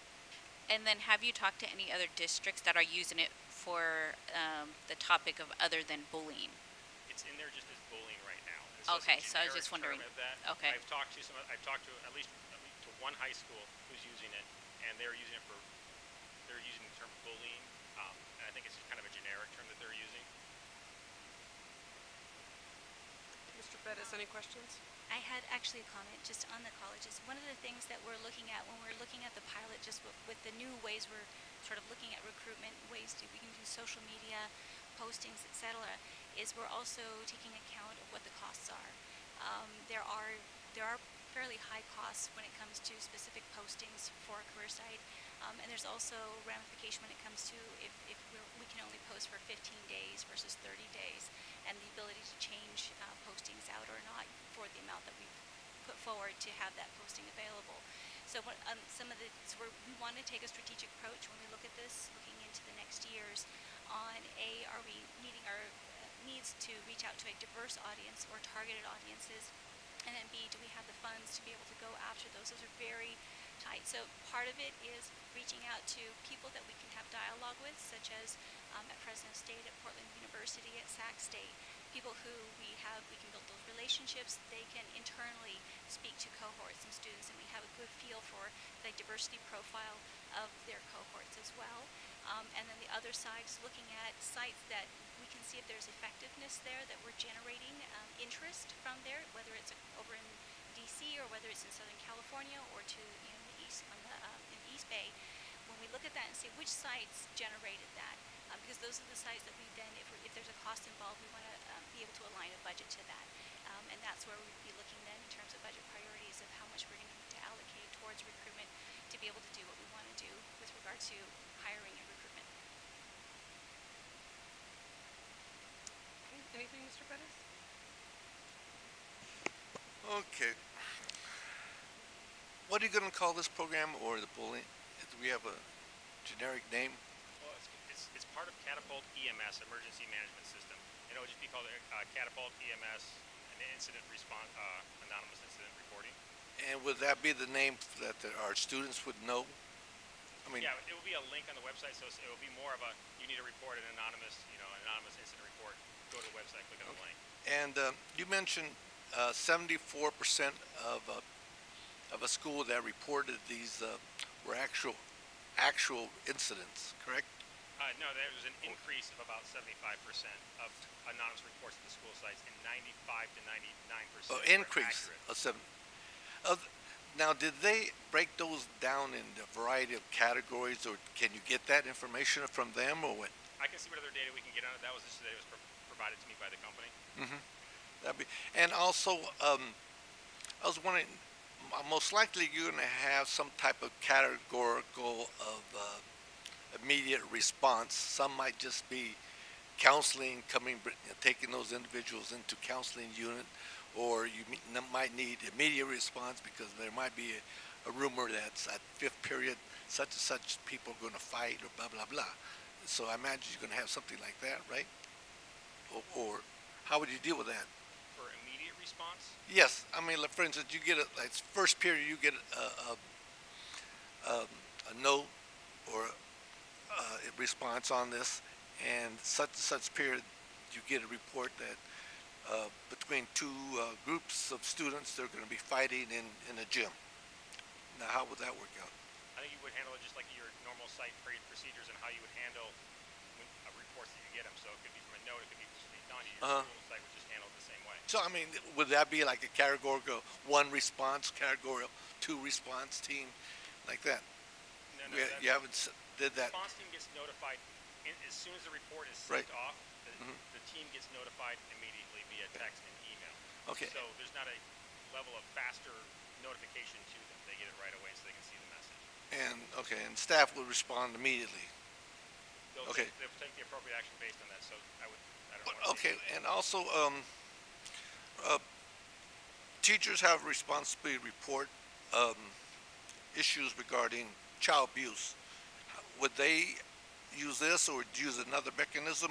Or if a student said something regarding another fellow student was abuse, how would that be handled? That'd be handled through other channels. That'd be. I mean, yeah, we have mandated reporting procedures in place. This is not in replace or in lieu of mandated reporting responsibilities of staff. yes, but yet I can see a student, talking to a fellow student, and they're talking about this issue, and they report it on this form to get some type of counseling or some type of response from us. But How would we handle students that? are not mandated reporters, though. Yes, but that's what I'm saying. We would follow up like that just as if a student came to us and told us in person that information. Okay. If the note got dropped off, we'd follow up in the same way. So we would do that. We will follow up with it. Okay. You mentioned that you're going to geopoint, or what do you mean by that? Geolocation. So you're able to, when you're submitting the form, you're able to say, you can pinpoint where you're at right now when you're submitting it, so you can drag, basically, if you heard of dropping a pin of where you're at, if you use Google or something like that, you drop a pin of where your location is. Right. So you could do that. So this is happening in this area. You can drop a pin and Right, correct. give a picture to. Now, does the district have that software capability to do that right now? It's part of the app. It's part of the app that you can do from the website. Do you know what app that is? Is it ArcView GIS mapping software? They're using just Google Earth or Google Maps. Google Earth? Okay. Well, I have used something very similar to this, and I would suggest we seek consulting with ESRI, the mapping software that I would like our students to learn. And there's another program for management in which they could manage, a variety of things. And one of the unique things Mr. Fittis, I think that's off topic. Okay. Well, anyway, it's regarding, I think you should explore using this software or finding out that we could possibly use it.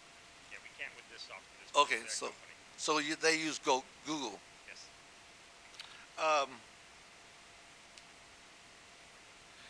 And now, with the school, would you give us monthly reports of these incidents? How are they going to report to us or to the school? I personally would not be doing that. That's part of the logistics stuff that we're working on right now. You haven't worked that out? And how reports would be Okay. Okay, let's get, thank you. Very good report. I know you're going to have to go through a lot of growing pains or whatever, revisions. Okay, regarding the equity update, now, did you ever think of maybe working with UC Merced, UC Davis? I noticed that, were these just state universities, or do you plan to work with UC system, School of Education, Teacher Preparation, or for any other recruitment? Of course. And the particular ones that are listed here are ones where we have established relationship with teacher preparation programs. Not all UCs have teacher preparation, but they do have preparation for administration type roles, and so we would have those relationships as well. But on Handshake, the particular software that I was talking about that we've connected up with, that actually looks at several thousand universities across the United States, and it's a matter of looking at each one of those, which ones do we know about, which ones have the preparation programs that we're looking for the jobs that we have, and also what is their cohort profile that we want to go after. So absolutely. Well, I'm glad you're working with Sac State. We had a UC professor, I've spoken to him a couple times, and they have an exit program over there, teacher training program. And so I'd like to hear more, a little bit about what you're doing with Sac State. Let me interject really quick because it's related to your point. Let's remember, I think as Santi's alluding to the profile of the graduates, our overall goal, our long-term goal is to diversify our teaching staff and our employee staff. So CSU really has a much more diverse student body as compared to UC. So that's one reason we might focus our efforts there. Oh, well, I don't know about that. So, yes, also Stanford has an exit program on race and equality. They're the experts. You got to go to their website and check what they're doing. And proposing that other districts are following up. The other program I've seen in research regarding this issue and how they're recruiting people of color was San Francisco Unified School District. Excellent. And also all the schools of education teacher training program, particular for teacher training and staff in that arena. Unions, I didn't see any particular unions. Are you planning to work with particular apprenticeship programs like that? That is something that when we get down to the strategic plan for recruitment, that those are some of the things that I'm sure will come into consideration. Okay. Well, thank you. Good start. Thank you. Thank you. I just had two quick questions. When we talk about this IP address, I don't know if there's an option in Synergy. Certain people have access to certain screens, and maybe at the first level, is that accessible at the first level, or is that something we could cut off at the first level? So that was just a thought. Yeah, one of the things we'll check out. Because I've heard lots about what screens you can see and can't in Synergy. We have that under control quite well. This looks like a very impressive program. Thank you for sharing the district where we're headed. I think it's a definite plus for us. And then with, I think, and I'm sure we will, the crafting of that language when you first open it is going to be very important to have alternate resources and to define what is appropriate to put on that page. I think that's a very important part. Mr. Madison. Thank you. Yeah, real quickly, Ms. Pinkerton, I want to thank you for the good report too that you put out each week and trying to update us on the equity portion of it. I just want to ask just a few questions when it comes to the colleges. You know, we have the historical Black College Fair that we have well, I guess we're bringing it back this year, that's coming. And I'm just curious if we can resurrect a little bit with Mr. Alan Rowe, the UCAN, the president of that. He has a tremendous insight on a lot of these universities around, and I'm curious if we can key in on some key historical black colleges that can help us in terms of recruiting as well too, that he can give some insight on it. I would like to see our new head counselor become more involved and report on that to see what we can do in the future. When I see the direct university outreach, I would like to see more of that in there and see what we can do, because we have all these kids that attend this fair. I've gone to them, and it's just it's wonderful to see them all. And then I look around and I see just huge amounts of historical black colleges there.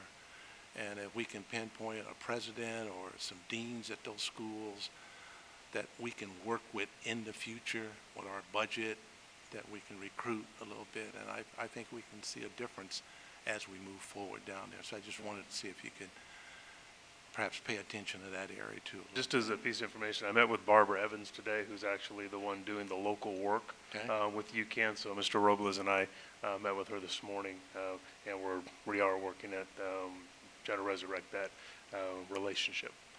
I appreciate that. Thank you for that update on that. I just think that we made a lot of strides in the past on that. We just kind of dropped the ball, whether it was when we went through our recession. But if any time we need it now, it's the right time. And on Handshake, that's one of the software that we were looking at, which is free.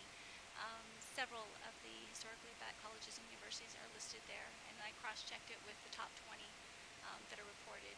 Every year there's a report on who the top 10, top 20 national HBCU colleges, et cetera. So we look at those and kind of see which ones are in the top ranks as well. Okay, good, fantastic. And as far as Steve, with yours, I appreciate I think we're heading in the right direction on that. I heard from my colleagues, and we can probably talk 5 hours with that, but I know you're right at the infinite stages on that, look at that, so we'll hear more from you on that. Thank you. Yeah, echoing Chet's words, sir, I know you're way in the early stages yet, but would there be follow-up differences for incidences that are reported as occurring off-site versus on-site? How would we address, or have you had discussions with respect to how we would address those kinds of reports? I don't think we haven't gotten to that level yet to say how we would handle those type of things, but I think it's something that we have to talk about and how to handle those. And the reality is the rules wouldn't change. It's just this is just a different source of information. So we get reports on things that happen off campus and on campus. And the reality is we've had to make some adjustments to how we go about doing that work based on recent court interpretations related to social media posts and their direct connection to school. It used to be if it was social media and it happened outside hours, the school couldn't take any action, and that's really changed just in the last 6 months. So it's kind of a fluid situation, and we would apply the same rules and the same protocols. This is nothing more than another source of information, but how we follow up and do the work, their investigations on situations is just the source of where the information is coming from. That's a little bit different. Okay. And my second question, an off-topic question, and what it addresses is really a companion issue to the issue you're working on. So my question is, as you're going forward looking at the anonymous system, are the discussions that are moving forward for a required and implemented site incident report that would then have a follow-up incident report attached to it, so then we have both mechanisms in place, the anonymous, which we follow up and would have a complete report, and the site incident report, where we would have a complete report. Both of those reports, from my perspective, they provide protection to everybody, the kid, the parent, the school district. So I see them in tandem. Yeah, and this is purely anonymous online reporting. It's just another way, as Kaufman said, is to get the information in. And so how sites still handle that is still part of the process that's there. So are you asking, is there like a consolidated report? I was asking if your group has been going hand in hand with district work to ensure that there would be two two pieces in place, the anonymous and the site-based. Yeah, and then, so part of the piece is, in this piece, anonymous is what you can do, but it's not required to do. So this will be one system by which we catalog events. But we also have kids that walk in. We have adults that recognize and or observe something. So there's all kinds of different pieces to do. We should be able to capture. This was a conversation within Synergy, and I wasn't able to speak to this as clearly. But the idea of the incident management piece within Synergy, where you have multiple kids that are tied to a particular incident, that is one of the mechanisms within Synergy. Within Synergy, yes, but not within Catapult.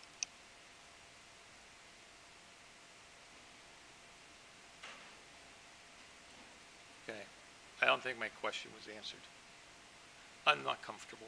Okay. We can track the incidents. No, go ahead. Okay. We're not going to, the two systems aren't going to blend together. I know that. So I said, are we within- going to have the again- two systems in place to ensure that we have accurate reporting? The anonymous system that protects people who are not comfortable in coming forward, and incidences that we record and follow up with a report based on people coming in with a direct report. That information is, we can capture that information in the new student information system. So it's available in two different systems. So the reports that have in one and one report has in the other. Thank you. All right, folks, I'll try not to belabor the points. Lots of good questions and comments by my colleagues. Just want to chime in on a few of them. I think we might need to go back and push on this issue of languages. I didn't see a lot of verbiage on that form. The terms and conditions is whatever we want it to be. It doesn't seem like it would be that difficult to add, our third and fourth most common languages. And, I understand that for the most part, this will be used by English speakers, it will be used by students, but having a language barrier is another reason that you might be bullied, is another reason that you might have difficulty communicating with somebody else. So I think it's really important that we explore adding at least a couple more languages there.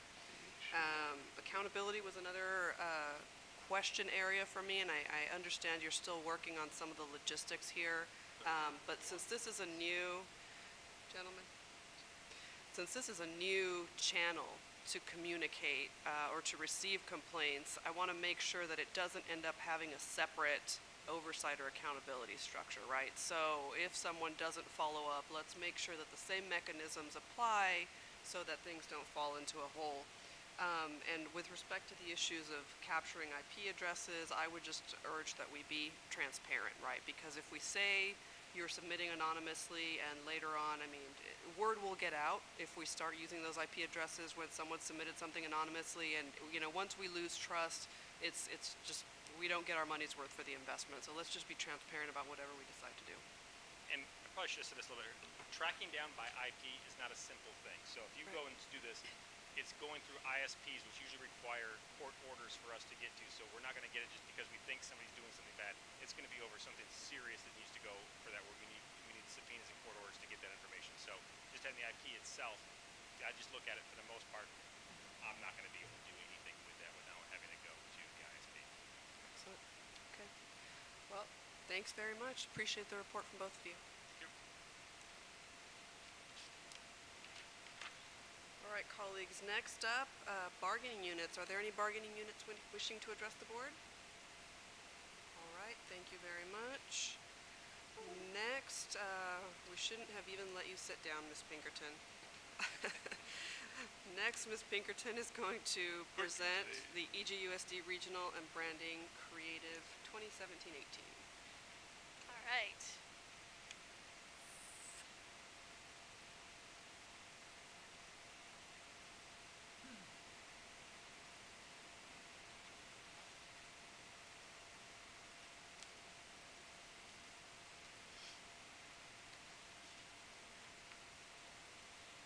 All right, so what we put together, our team worked together to basically put together what we've been doing for the last 5 months, specific to the regional markets, meaning for Florin High School, Laguna Creek High School, as well as Valley High School.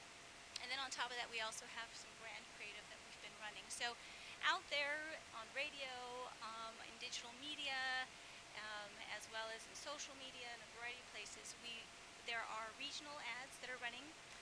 which feature high school programs, specifically the career technology education programs. And there is brand ads out there that we are Elk Grove Unified. And then intermixed are also our recruitment campaigns. So we're not going to focus on the recruitment ads right now. We're just going to focus on the high school ones. So and it's been in print, online, digital, and radio. So Florin High School, they've been advertising 4 of their programs, which are the Law Academy, Ag Tech, Culinary, and Music. For Laguna Creek High School, they focused on school spirit, meaning football. One of the things they wanted to do was increase sort of that, or get it out there more from a branding standpoint, that their students really care and their families really care a lot about their sports programs in general. Also IB, Sports Careers, Green Energy Tech, GETA program. And then at Valley High School, also school spirit. One of the things they want to build there is their school spirit. And then Fire and Emergency Services, as well as the Health Tech Academy.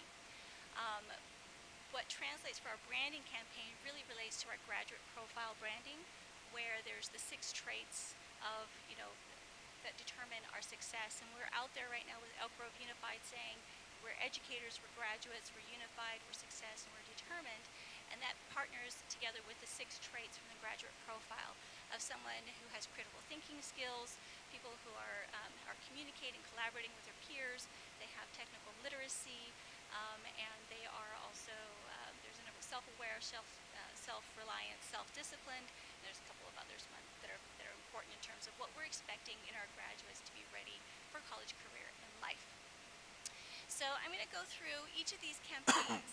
I'll stop for the Music Academy so you can have a chance to hear the radio, both in English and in Spanish.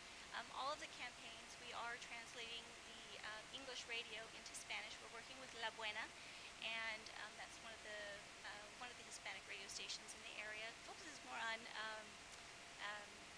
ranchera music, which is fun. And it seems a lot of the stations have actually changed their format to more ranchera music and partier, as opposed to more of what you'd hear maybe down in Southern California of salsa, cumbias, tropical kind of music. So it's interesting seeing the different markets and what their formats are. There's a stronger radio station in Stockton. It's very expensive. We're also using digital and then print. And the print that we're using are 3 prominent newspapers or publications. The 2 more prominent ones are, of course, the Elk Grove Citizen, where we focus majority of the Laguna Creek ads. That's really where they target anyway. And the Sacramento Observer, mostly for the Valley area. And we've been working closely with the Asian Pacific American News and Review, Mr. Dennis Lee, from a more definitely broad effort where it's a free publication, but it's well known in the Asian community. And he has a particular area coverage over in the Florin area. So we're working with them both for Florin and Valley on putting print media. And those particular publications are distributed at large events. They're distributed at the Capitol meetings, at APAPA meetings. So they get recognized. It just may not be as broadly or as often as what Elk Grove Citizen and what Sacramento Observer can provide. So this is one example of a print ad for the Law Academy for Florin High School, Heroes Defend Justice. This ran September, October in print. This gives you an idea of what the digital ads look like and where they come up, whether you're at a desktop, whether you're using a cell phone or a tablet. And then also on the side, that's a print ad or a Facebook. And all of these materials, we're looking at what are other ways that we can use them in social media, what are other ways that we can expand on them. This one is for the Florin Ag Tech Academy. And then this is for their Culinary Arts Academy. And this one is for their music program. So I'm going to play the ad so you can hear it at least.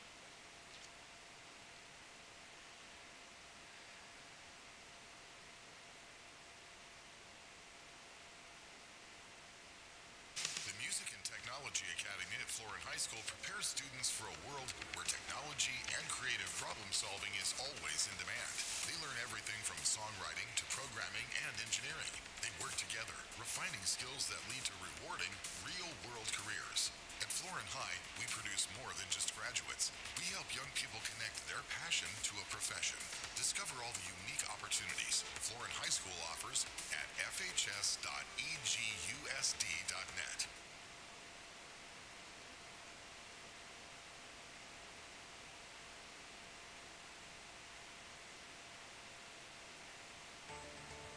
En la Academia de Tecnología y Música en la preparatoria Florin High School preparamos a los estudiantes para un mundo donde con creatividad y tecnología resuelvan los retos del futuro. Los estudiantes aprenden de todo, desde escribir canciones, programación, hasta ingeniería de sonido.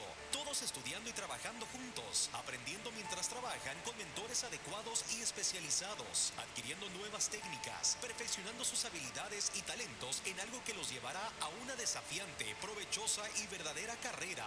En la preparatoria Florin High preparamos más que graduados. Ayudamos a nuestros jóvenes a conectar su pasión con una profesión en el sendero al éxito. Descubra todas las oportunidades que la preparatoria Florin High ofrece para nuestros jóvenes estudiantes. Visita Florin High School, fhs.egusd.net. Otra vez, fhs.egusd.net.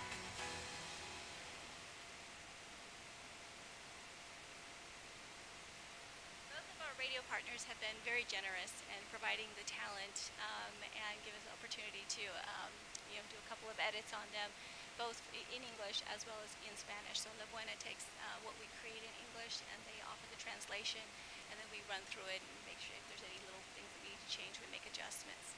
So that is the Florin campaign. Before I go into the other ones, I'll just give you an idea of what we're looking for when the campaigns are running. One of the key things that we want to measure for is effectiveness. Are the ads working? Are they getting placed in the right place so that we're trying to see the results that we want to see? So the thing that we track, there are multiple things that we're tracking when it comes to analytics. We're using Google Analytics, and the radio stations also have analytics that they use, as well as for the digital side, as well as for the radio side. And we're also using Facebook Analytics as well when we put things on social media. And we can analyze what we're doing either at the school site or on our district sites, pages or sites. So we have a lot of data at our fingertips to really track both the timing of the campaign, the effectiveness of the ad, did anybody click on it, and so from an effectiveness standpoint, we're looking at enrollment. Enrollment overall and for the schools themselves, are they increasing enrollment? Are more people interested in going to them to ask about that? And then we're also, because of the campaign with the particular programs, we're looking at enrollment in those particular programs as well. Some of the other indicators that we look at is when you we're going to be looking at information nights. Each working with the administrators, they will tell us what their targets are, how many people they know need to be there for them to kind of gauge how things are going to go for the next year. So we work with them to make sure that we hit the targets. Similar to what Ms. Green had said earlier, she needs 300 people to attend. The school principals will also tell us, well, we know if we get a turnout of a good 150 people, that's excellent. And so we monitor that. That's why we're using Eventbrite, because that's one way that we can also track, well, did we get the target audience? And at the end, when we do our data analysis in the summertime, we'll be able to evaluate, well, we got the attendance, but what happened? Why didn't people actually follow through with the sign up? And that's really where the hardest work comes in, is really at the end when we say we've reached this many people, we got people interested, we saw some enrollment changes happening, but are we meeting the targets that we set forward, or do we need to do more work? Do we need to change anything? For these particular ones, I've been looking at the effectiveness of the creative. And in here, so I look at unique page views. So is the ad actually drawing someone to click on it, to actually go to the page to learn more about the academy? And for Florin, AgTech's been doing well. Culinary Arts has been doing well. Their newest program has been really doing well, which is the music technology program. So AgTech had 89 unique page views over the course of the 5 months. Culinary had 131, and music technology had 178. Another indicator of effectiveness is how long they've been staying at that site, and they're meeting our benchmarks. They're at about anywhere from 45 to about a minute and a half, which is good. The last thing that we would look at is bounce rate. Bounce rate is when you go to a site and you realize there's nothing there for you to bounce. That means that you don't spend any time there. So if you get lots of bounce rates, that increases your bounce rate. So if we don't want to be in the 90 to 95 to 100 bounce rate. That means definitely the wrong person, definitely not what they want to hear. But if we're getting close to 60% bounce rate, that's a good sign. That means the ad is effective, and we are getting to the people who are interested in this particular information. So I'm going to show you some of the other campaigns. This is Laguna Creek back in September, just focusing on the homecoming game. Again, a focus on some of the football. And this happened to be just a fun one, just between Laguna Creek and Valley. So we were actually going back and forth with the ads. We'd have one that actually featured Valley versus Laguna Creek, and then another one at the same time, Laguna Creek featuring Valley. This is what it looks like for the Laguna Creek IB ads. They've worked really hard to look at, try to make sure that the words are there, thinking globally, and all of the schools have done an excellent job working with us on really catering to what their brand message is as a school and related to the Elk Grove Unified School District. So everyone, they're looking consistent, etc. The other change for us this year was that all of the schools, all of the high schools and middle schools' websites are brand new. So our data can really only be compared till next year. So we have to wait to run everything next year and then compare back to really see if there were significant changes or not. And this is the Laguna Creek Sports Academy, which we helped them work on some new language. There was some misunderstanding out there when we kind of tested a few things with people. People thought it was just about sports programs, like how to be an athlete. It's well beyond that. It's much more in-depth in terms of having a sports career, but from a standpoint of physical fitness, rehabilitation, etc. And then this is Laguna Creek for the GETA Academy, the Green Energy and Technology Academy.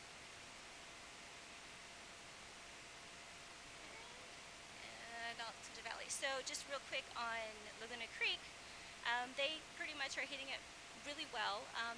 Their focus has been, they take a very narrow focus between December and January when there isn't much anyway out there on the air or out there. They have their information nights first at Harriet Eddy starting in December, and then they have their parent information night at Laguna Creek at the end of January, and then in between they have shadow days. So they received a lot of activity both with the ads, because the ads were not only just out there in the publications and on the air and digitally, we were also pushing out messages to parents about those nights. So they were getting multiple hits. So the Sports Academy had 216 unique page views. The GETA had 274, and IB had 1,200 unique page views. So we're moving to Valley. Again, like I said, Valley played with some ideas for some sprints and homecoming efforts. And then they focused on their newest academy, which is the Fire and Emergency Services Academy. And then we also did another focus on the Health Tech Academy. And for Valley, they're doing pretty well. They have unique page views for the Fire. It was at 255, which is very good for a brand new program. And then also for Health Tech, they had 243 unique visitors. So they're growing, and they're doing well. And I have to say too, this report doesn't include all of the public relations that we're doing in addition, which I consider added value. And we have other analytics that we look at that look at the timing the campaign ran, and then did we also make sure we did a media hit. Lastly, before I get to the branding, with all of these, the other things that we're looking for are where the sources. We can track the sources of where the ads are coming, where the clicks are coming from, whether it really is from the radio station, whether it really is from wherever we put the ad. And we're noticing that for Laguna Creek, a lot of the sources were actually referrals. So that means people are telling other people about that program. They're being referred to those as opposed to actually seeing the ad and clicking on it. So it's very different. It's interesting. The last part I'll present are just three other ads that we have out there. Like I said, to support our branding. It's important to keep our branding and our image out there in terms of who we are and what we stand for. And so we looked at Lataya Roll. We have an ad specifically focused on her. This particular ad ran in the Sacramento Observer, as well as a radio ad, both in English and in Spanish. We featured Mr. Alan Lynn, who was a Jeopardy winner. He was a student at Laguna Creek High School. Oh, and I wanted to say too, Lataya was a student, a teacher, and an administrator in the Florida region. So it's one of the reasons to focus on her as well. And she is also African American, and she's a great leader. And then Mr. Lynn was a student at Laguna Creek High School, Jeopardy winner. He had a very fun story, and again, we did a radio ad as well as a English and Spanish. And then Mr. Charles Mann came to Valley, and they did an event at Valley. They got a lot of press on that. And then we also did an ad that we ran in APA, and we also have it on air. So that's the whole branding that we've been doing for the regional schools, as well as supporting the brand messages that we have. And again, that message is, we are educators, graduates, unified, success determined, for building a brighter future, one student at a time.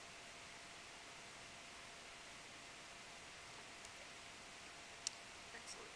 I was absorbing all of that. Any questions, comments from the board? Go ahead, Mr. Fortino. Yeah, my only comment, Santi, is that it's really, really good to have a report that focuses on the utilization of our human and fiscal resources towards achieving outcomes on our stated objectives. So it was good information. Thank you. Yeah, I just have to echo that too. I think we're heading in the right direction with our marketing now, and hopefully we could allocate a few more dollars to it and even make it brighter. I like to see some of those schools where we can look at success of some students, so the current students can see what the future lies for them as well too. Thank you. That's great. Thank you. I also wanted to mention, I've been seeing the vans, like all our vans having our things on them, and that's great because they're everywhere, and it just makes you realize they're all over where I live, at least. And I just think that's another great piece you're doing as well. So actually, that's through Don Gordon and the attendance campaign. He's been working with our office, but he generated the whole idea, and I think it's a fabulous idea. Well, it's an excellent idea, and it's great to hear we're evaluating to spend our money wisely. Thank you. Great job. Good report. I have my doctor, optometrist, graduate from Florin High School, Kaiser South. Very local. And I know a few people from, different vocations that I could submit names to you. What about school buses? Huh? Is there an issue? Yeah, CHP is very, there's specific restrictions with putting signage on buses. It's something that's been done, but it's very, very challenging to do, yeah. Okay, what about the RC Transit? It's actually done, if you look at the RT. Actually, yeah, if you actually look at the kiosk where the bus stops are, you actually see our signage there. That's actually been in conjunction with, I think, San Juan and Sac City. We've used similar artwork. I think it's really our artwork, but we've done a collaboration with the other two districts. So yeah, they're there. And I think you also do News Review, or some other magazine local around here, or Sacramento Bee. Yeah, we do work with News and Review, and we have. It's just a matter of media space that we can afford to put which particular items in. But we have worked with them before, and with SACB, we've really felt that SACB has a very good, strong program for recruitment, so we're using SACB predominantly for recruitment. But we have used News and Review. The last thing, what about churches and their newsletters? At the end of the newsletter, they also have a variety of advertisements and. That would be a wonderful way to do more of a grassroots kind of grassroots community thing. All right, thank you. Keep up the good work. Thank you for the report, very thorough, and I really like how you showcase each of the academies too at the school site. I think that's really helpful, and the stories from alumni is really great. Thank you, Ms. Pinkerton. Excellent report. Remind me, you mentioned that the ads play, or the radio or the print, it's provided in middle schools? There was some mention of middle schools. Harriet Eddy this year, because of the IB program, Mhm. we made sure to try to target Harriet Eddy as well, because they have the middle years program in conjunction with Laguna Creek High School's International Baccalaureate program. So is there an opportunity to play the ads in middle school so that they have the excitement to go to Laguna Creek, and Absolutely, yes. sixth graders have the excitement to go to Eddy, then you go to Laguna Creek, And that, yes, and that's working towards our plans that we have after we analyze the data this summer. One of the things that we want to do as the overall about 3-year plan that we have is to look at how do we take what we built and then go deeper. yeah, no, I think this is great. So the primary purpose really is we're working on, it's for enrollment to make, and showcase the great work that's happening in the various schools. And so we're seeing some trends obviously favorable to not only enrollment, but then signing up for the various academies. Correct. Okay. Well, I'm definitely looking forward to seeing how this expands, particularly to middle school outreach, back to school nights and all that kind of stuff. So, but thank you so much. Ms. Pinkerton, could you go back to some of the slides that talk about the campaigns? I wasn't sure. Okay. So I noticed no television. I know television is expensive, but have you considered or costed out cable television? Yes, that's one of the ones that we're looking for next year. I did get a proposal from Comcast, or at least they gave me numbers on what it would look like. It's a little expensive, but they're actually very efficient because we can target specific zones and we can also target specific channels. And I specifically asked them for multiple languages. So the particular proposal, or at least what they provided to us as an offer, includes not only general market, that may, depending on how we're looking at the profile of the groups that we're going after, whether it's women, certain ages, whether it's men, whether it's foreign language speaking, they have very good ways to go in and target. And there's other contemporary media that we're looking at too for next year. Yeah, the targeting is the reason I mentioned them. I assume they were probably a little bit more expensive, and the reason that they weren't one of the mediums that you used initially. But the targeting is pretty impressive for this campaign and maybe others going forward. I mean, achievement gap issues and trying to make sure we get more students of color into our honors and AP track. I mean, the micro-targeting that they do is pretty impressive. So. Yeah, and that's one of the difficulties with targeting. Oftentimes, if you're going to target, then you have to be very vertical and short in your advertising, which means you only have a few really good opportunities to hit on the head versus going broad. So we're looking at how we're doing with the branding campaign, if that can sustain a more broad approach of a more of a year-long 10-month program versus a very targeted, narrow approach for a very short period of time that goes in deep and really hits at the folks that we're looking for versus just frequency and keeping messages out there. Yeah, and as we evolve and start looking at younger kids, middle school and stuff like that, it might become even more relevant to look at apps, advertising in apps that they use, because, again, they spend a lot of time there, I hear. Excellent. Well, that is all from me. Thank you so much for the update, and just want to echo the comments from my colleagues that it's really nice to come back and see that that you are evaluating and learning and rolling those lessons into the next iteration of the program. So thanks very much. I have one more suggestion. You brought that to my mind regarding the cable network. What about Sacramento Educational Cable Consortium and Sacramento Metro? SECC is an excellent partner. We actually have a board member who works with us. Great. And so, yes, they're great partners. They help us a lot when it comes to video production, and we are regularly part of their carousel when it comes to programming. Thanks very much, Ms. Pinkerton. Excellent report. So, I'm actually going to pause for a 5-minute comfort break. I realize we don't have much left on the agenda, but I think it's been a while. Yes, Mr. Forcina does. Yes, so 5-minute break, folks.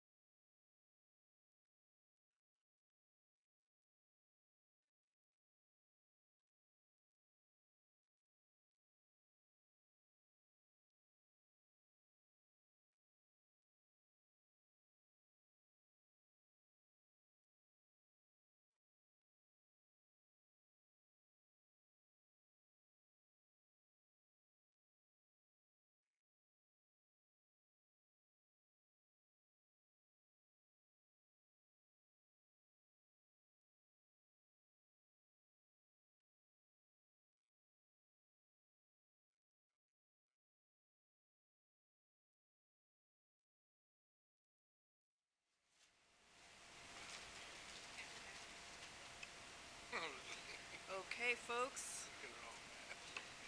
Next up, Mr. Robert Pierce with our first discussion item, adjustment to school facilities fees. Thank you, President Chavez Espinoza, members of the board, Superintendent Hoffman, and Ms. Avalos.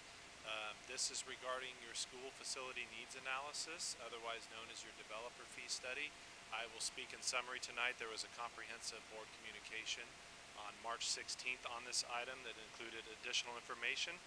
As you know, this is an annual item whereby the board considers the new school facility needs analysis. By statute, your needs analysis is only valid for 1 year. You adopted your last needs analysis on May 16th of 2017. This has been publicly published in numerous forums and also shared with the planning and building departments of all 3 cities in the county of Sacramento on March 16th. So again, all noticing has been completed by law. We've also shared with the North State Building Industry Association. It's become a tradition of ours. We share it with them. We sit down, we have a conversation. I can report to you tonight that we've had no public comments whatsoever thus far into our department. That very well may change by May 1st when we bring the item back to you for your consideration. There's 3 types of fees in the state of California for school districts. There's a level 1 fee, which is a statutory minimum. Districts can also administer a level 2 fee if certain conditions are met. Our district meets those conditions, so we conduct the study that's before you tonight. The current fee is $5.43 per square foot. The needs analysis in front of you justifies an increase to that fee of 22 cents, making the new fee $5.65 per square foot. As well, the state also increased the level 1 fee to $3.79 per square foot. It's not applicable when you trigger the level 2 fee, but it does have a commercial fee component that is increasing to 61 cents per square foot. Quickly, for our district, what's leading to the fee increase is the increased site development costs associated with your recent schools. The State Allocation Board at the state level has increased the new construction school grant, which increases our fee as well. And ironically, the average square footage of new homes being built in our district is declining. That's the 2nd year in a row where the homes have effectively gotten smaller. If your student generation rate stays the same, but the homes get smaller, it still costs the same amount to house a student, so you charge more per square foot. So although it's a 4% increase based on the average size home being built in the district in the coming years, we anticipate an increase to the average home of about $106 moving forward. So it's out for public comment now. We will ask the board to have a public hearing on May 1st. Close that public hearing. You'll consider a resolution adopting the study. And with that, I would be happy to answer any questions that you might have. Any questions on this? All right, Mr. Bettis.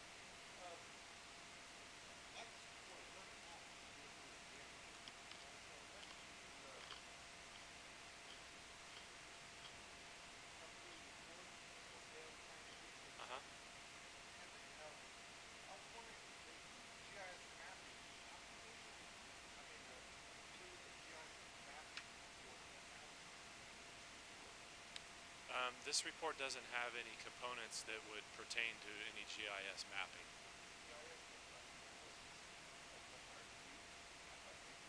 No, it doesn't pertain to this study whatsoever. I mean, the only components, it's not even relevant where the homes are being built that are the component of this. In other words, how many homes have historically been built over the last 5 years. Where they're actually located isn't relevant. What is relevant is the total number and how many we're projecting in the next 5 years.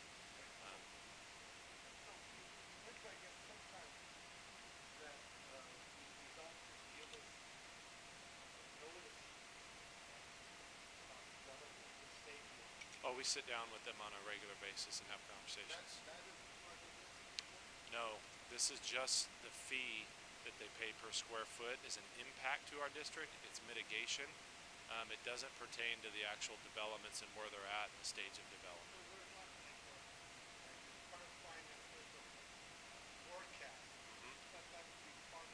That's in our master plan as we forecast future students. This fee would be the same whether 1 home was being built or 1,000 being built within our district. So anyway, the other question I was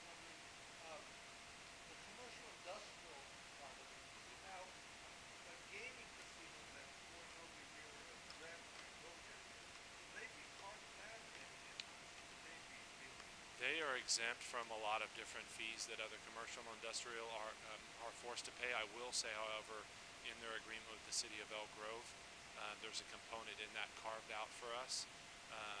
And I can tell you matter of factly that they fully appreciate the fact that they're not paying a developer fee, but they will be paying us more than they otherwise would have, even through the developer fee process, just purely on their own, both at the capital end and also helping to bolster our Indian education program. Any other questions on this presentation? Seeing none. Thank you very much, and this item will be moved forward for public hearing and adoption at our May 1st board meeting. Next up, Mr. David Riley will present resolutions to eliminate and or reduce classified positions. Good evening. This is my least favorite action of the year, but I do want to assure the board that we work fastidiously with our labor partners in ensuring that most, if not all, people have a soft landing. So I'm here to ask the board to adopt the attached resolutions to eliminate and or reduce classified positions due to lack of work, lack of funds pursuant to Education Code sections 45114, 45298, 45308, and 45117. The board is asked to adopt resolution number 68, 69, and 70 for school year 2018-19, authorizing the governing board to eliminate and or reduce classified positions. Thank you, Mr. Riley. So previously we've handled these as separate motions. Tonight it's written up as a single motion. Is a single motion and vote okay with you? Looking to Mr. Superintendent. Okay. So I'm going to call for a motion to adopt resolutions 68, 69, and 70, authorizing the elimination or reduction of certain classified positions. Moved by Mr. Forcina, seconded by Dr. Martinez-O'Leary. All in favor, please signify by saying aye. Aye. That is unanimous. Thank you, colleagues. Thank you, Mr. Riley. Next up, Mr. Hoffman will present regarding the governing board election resolution. This will be the shortest presentation ever. The board is being requested to adopt Resolution 73, establishing the specifications for the November 6, 2018 governing board election. The specifications include eliminating the candidate statement to 200 words, the candidate paying for the statement, and the district reimbursing the registrar of voters for the actual costs of the election. Also being requested for approval is the publication of notice of the election, notice of district election, and the certification of the maps and boundaries. All right, folks. Moved by Ms. Singh-Allen, seconded by Mr. Forcina. All in favor, please signify by saying aye. Aye. That is unanimous. Should be an auctioneer, sir. Next item, board member and superintendent reports. I'm going to start to my left again. Ms. Singh-Allen, anything? All right. No committee reports. Heads. Any committee reports? Seeing none. Okay, I don't have one either. Other items from the floor. Mr. Forcina, we'll start with you. Thank you.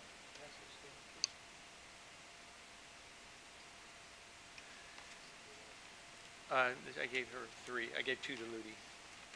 1 to you, 2 to Ludi. 6 down there. 1 in my hand. Just extra.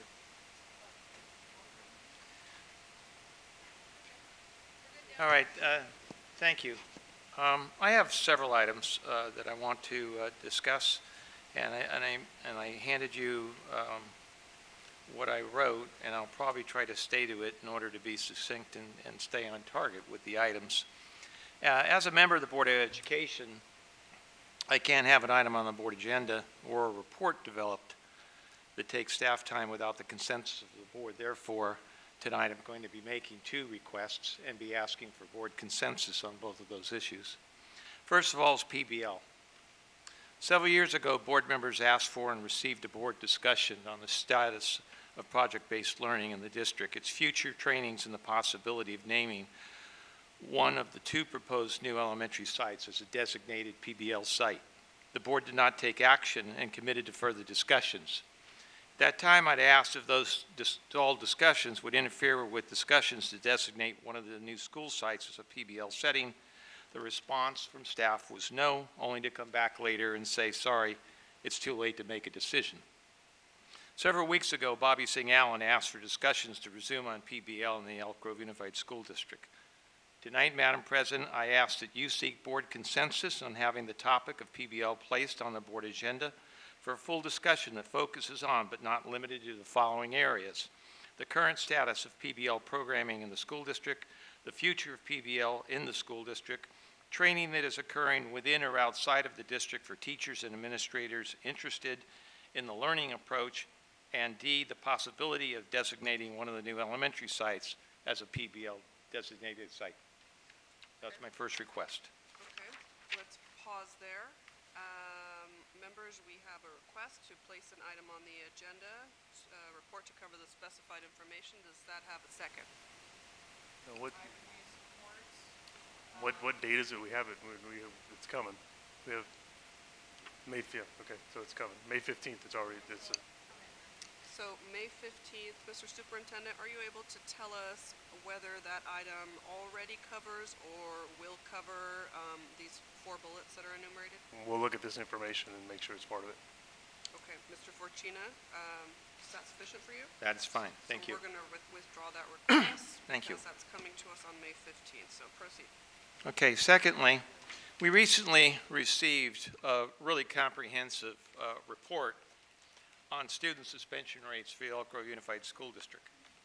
The report took considerable time to produce and has value in providing an overall counting of suspensions. However, I view the report as incomplete in its narrative and skewed in its results. The report format does not take into consideration, and I understand a lot of the format comes from state, but bear with me. The report format does not take into consideration that one student can represent multiple suspensions. Therefore, it doesn't accurately reflect the true percentage of suspensions for a particular class. Some schools present lower reporting percentages, which begs the question, have they developed ways of positively addressing the issues of suspensions, or are they being tolerant in order to portray positive numbers because of the pressure to reduce suspension numbers, particularly in certain populations? There are no disputes. Suspensions are harmful to a student in numerous ways, to their parents, to their classmates wanting to learn in an undisruptive environment, to the classroom teacher and other staff. In order to address negative student behavior, we must know what the precursors are to the disruptive behavior before, during, and following the suspension so that we can develop and implement a program that addresses those precursors. As an example, last week, a Kerr Middle School student who had been suspended from school for threatening to gas the school returned, only to be suspended the same day for pulling a knife on a fellow student. The disruptive student had to be removed again from the learning environment. The students in the class had their learning disrupted. The teacher was prevented from doing their job. And 5 staff were taken away from their responsibilities to address a specific issue. The question is, what did the student learn from the previous suspension? And what have we done to make positive change in that behavior? Tonight, Madam President, I ask you to seek Board of Education consensus that requests a report that focuses on, but not limited to, the following. Do we collect information that shows how many suspensions an individual student at a school commits and how those suspensions affect the total percentage of suspensions? 2, what factors contribute to some schools having lower reporting percentages for students in those populations considered disproportionate? Are the identified schools actually incorporating effective strategies, or are they displaying tolerant behavior for negative behavior not tolerated at other school sites in order to produce positive numbers? What data do we collect regarding negative student behavior prior to, during, and after suspension that guides the district in the development of a program or programs that can positively change student behavior? And 4, how do we address the negative impact of disruptive classroom behavior for the students wanting to learn, for the classroom teacher, and for the other school staff? Okay, so we'll pause there. I don't believe we have anything coming specific to that, correct, Mr. Superintendent? Okay. So that's a pretty specific request for a report to the board. Are you thinking a report at a board meeting or a Yes. report at a board meeting? Just to Yeah, be- a public presentation so that everybody receives the information. All right, so forthcoming board presentation. Is there a second to this request? Well, I'd like to make a comment on that. Discussion, you're right, I should go discussion, questions about it. Yeah, as I was going through following my colleague, Fortuna, and he raises some good points in that. My concern is, and I went through that report in detail as well, the suspension, and obviously the disproportionality is there with African American students.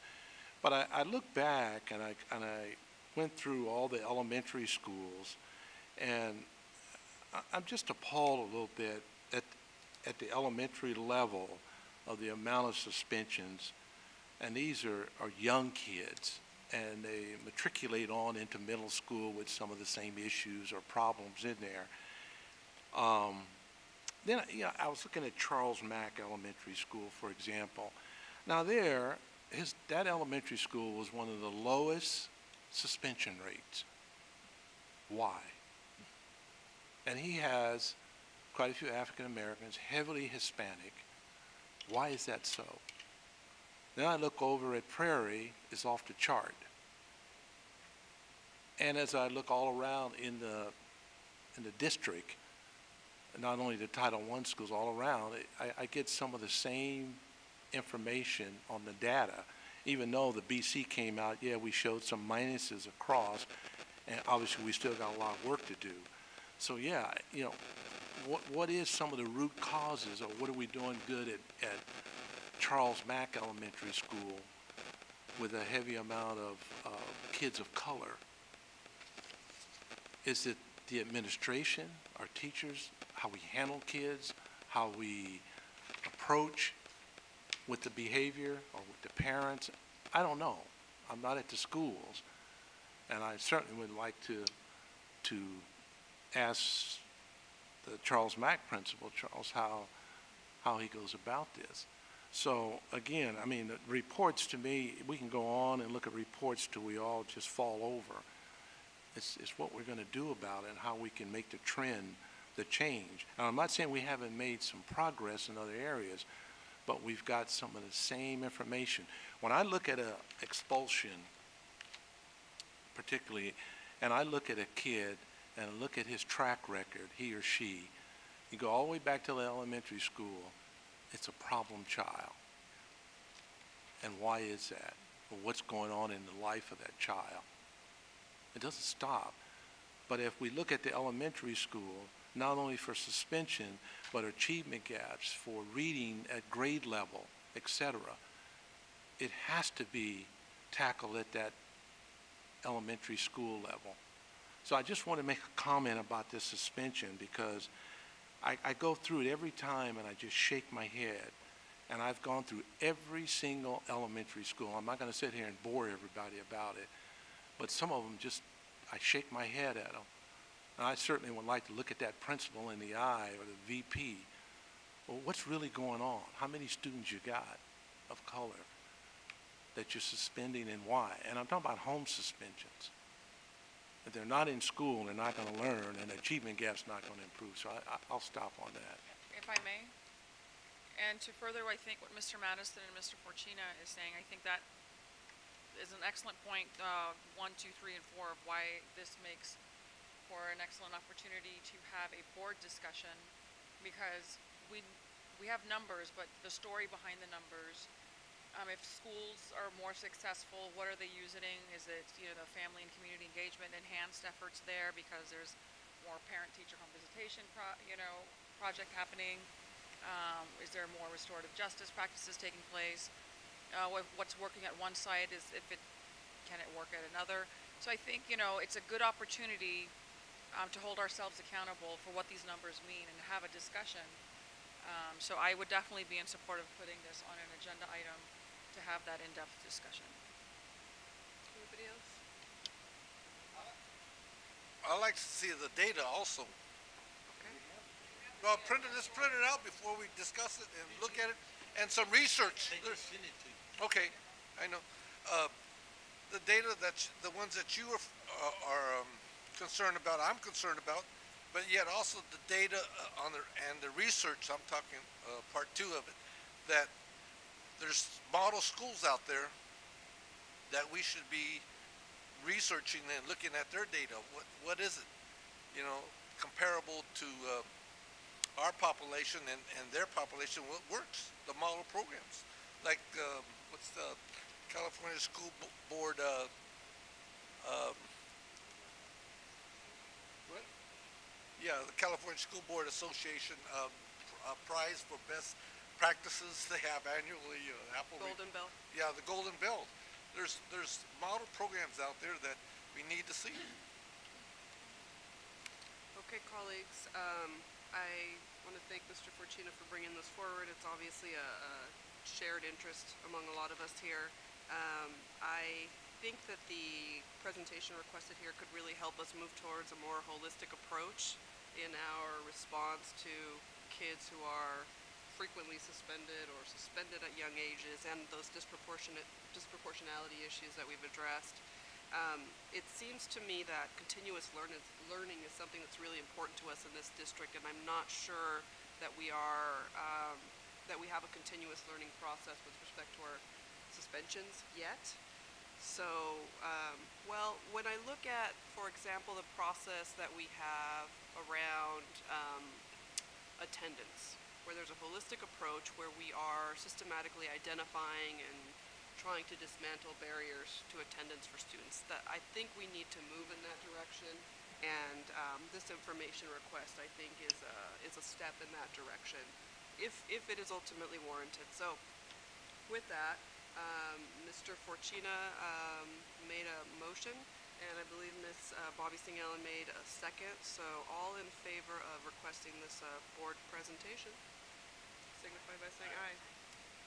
And that was unanimous. So I will work with Mr. Superintendent on when we can get that on the agenda.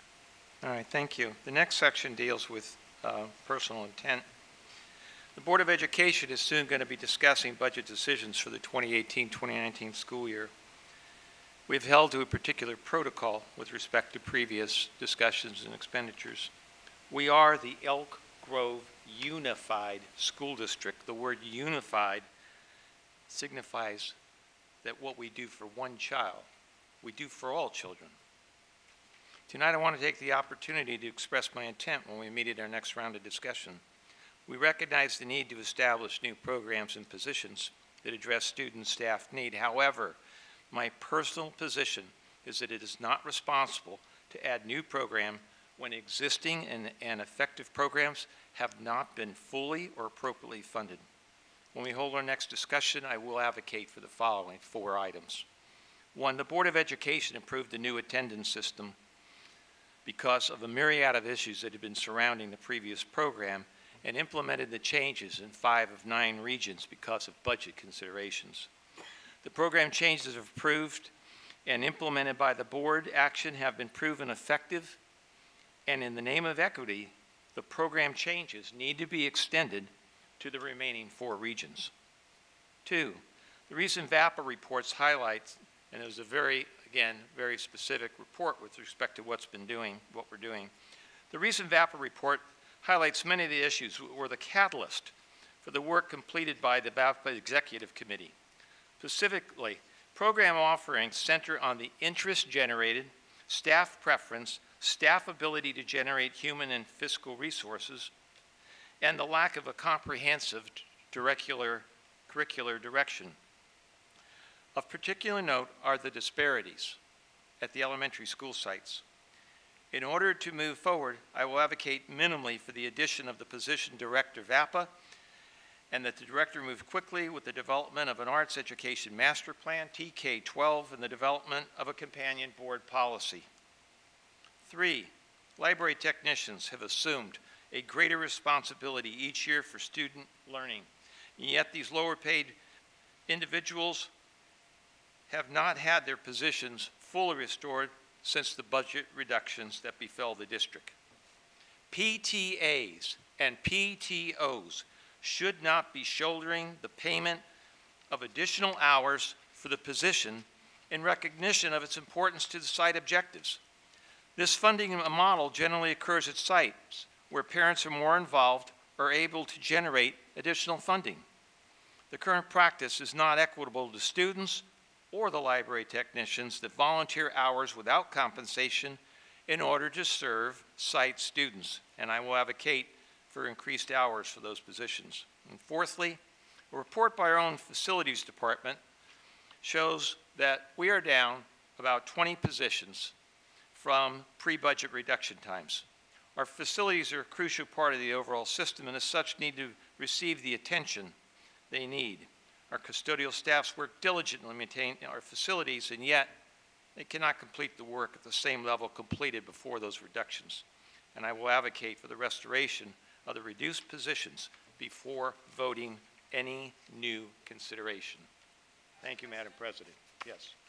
Are you asking for this to be part of the board when we have our budget discussion? What I'm saying is I will bring those items forward at budget discussion. During that time? Yes. So you're not asking No us, action. you're just informing us of your intent. I'm informing you of an early intent. Okay, thank you. Okay. Thank you much. Thank you, Mr. Fortuna. Yes, sir. I have a question. Would you consider speaking about also including nurses, reestablishing lost positions of nurses, and with custodians, what do you mention, those positions, landscapers, what, maintenance? Maintenance also? What about maintenance? What I shared was 4 of a myriad of items that I will specifically address. There are many others.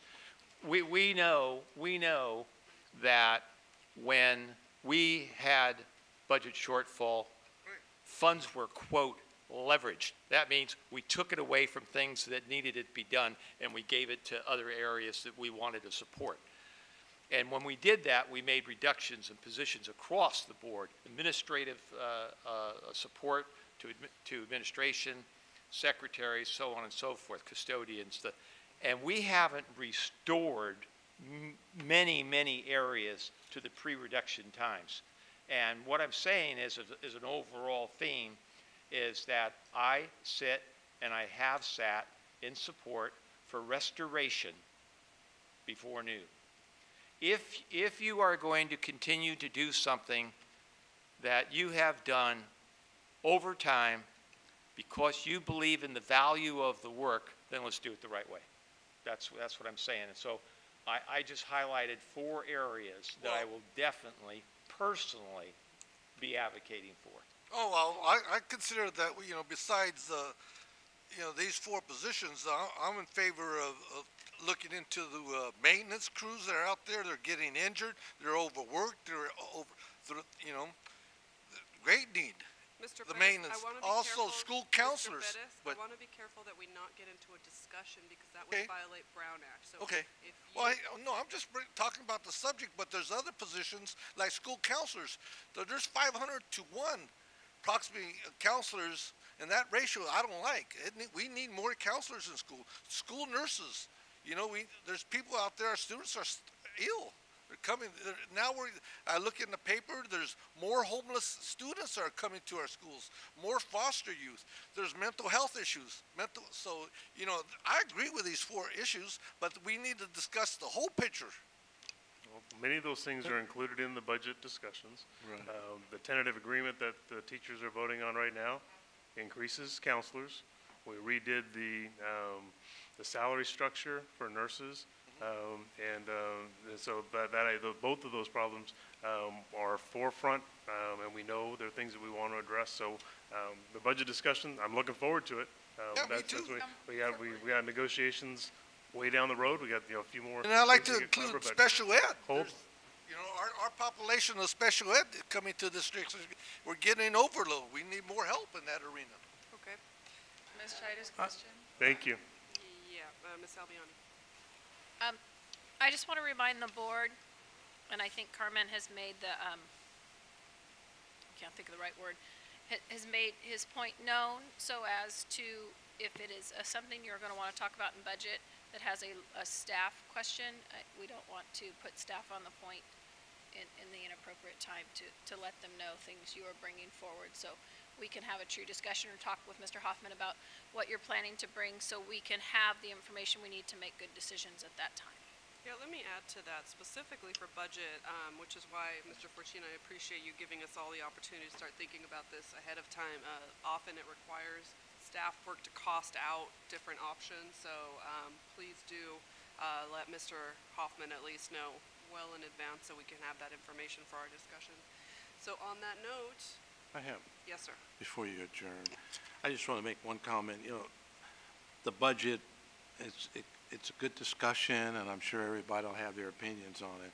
You know, it's wants versus needs, and the outcome of kids, how we educate them, and we still have to remain fiscal solvent. So we can talk about a lot of things we want. I just caution everybody that it's.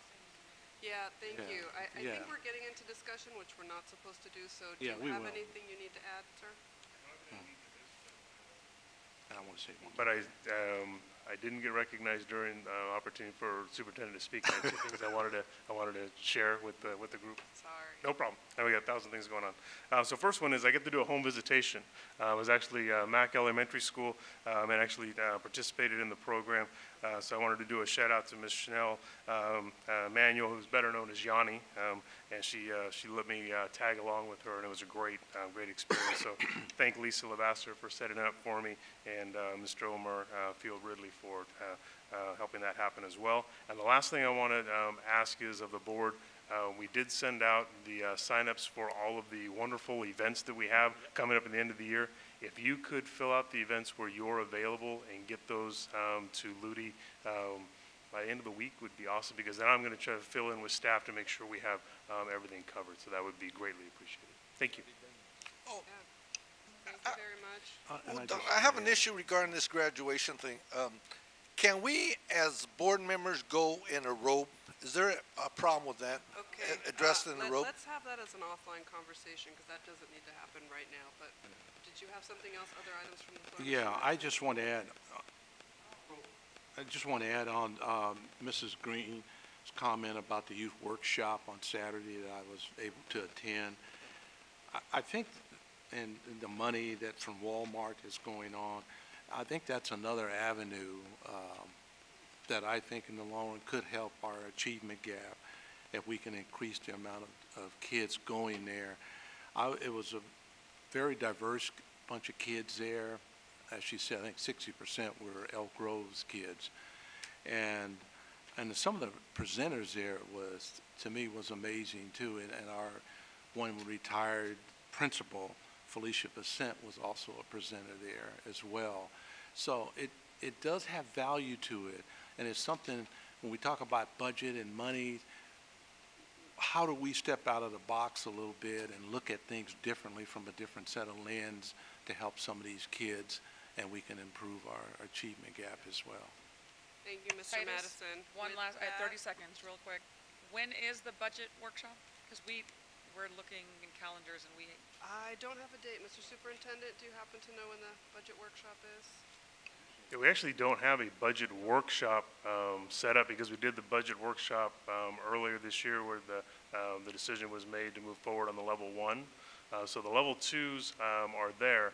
So we need to have a conversation whether we need to do it as a separate meeting or if we want to do it as a board item. But we already, the timing's different this year because we set forth and did the initial conversation about the budget, took action on level 1.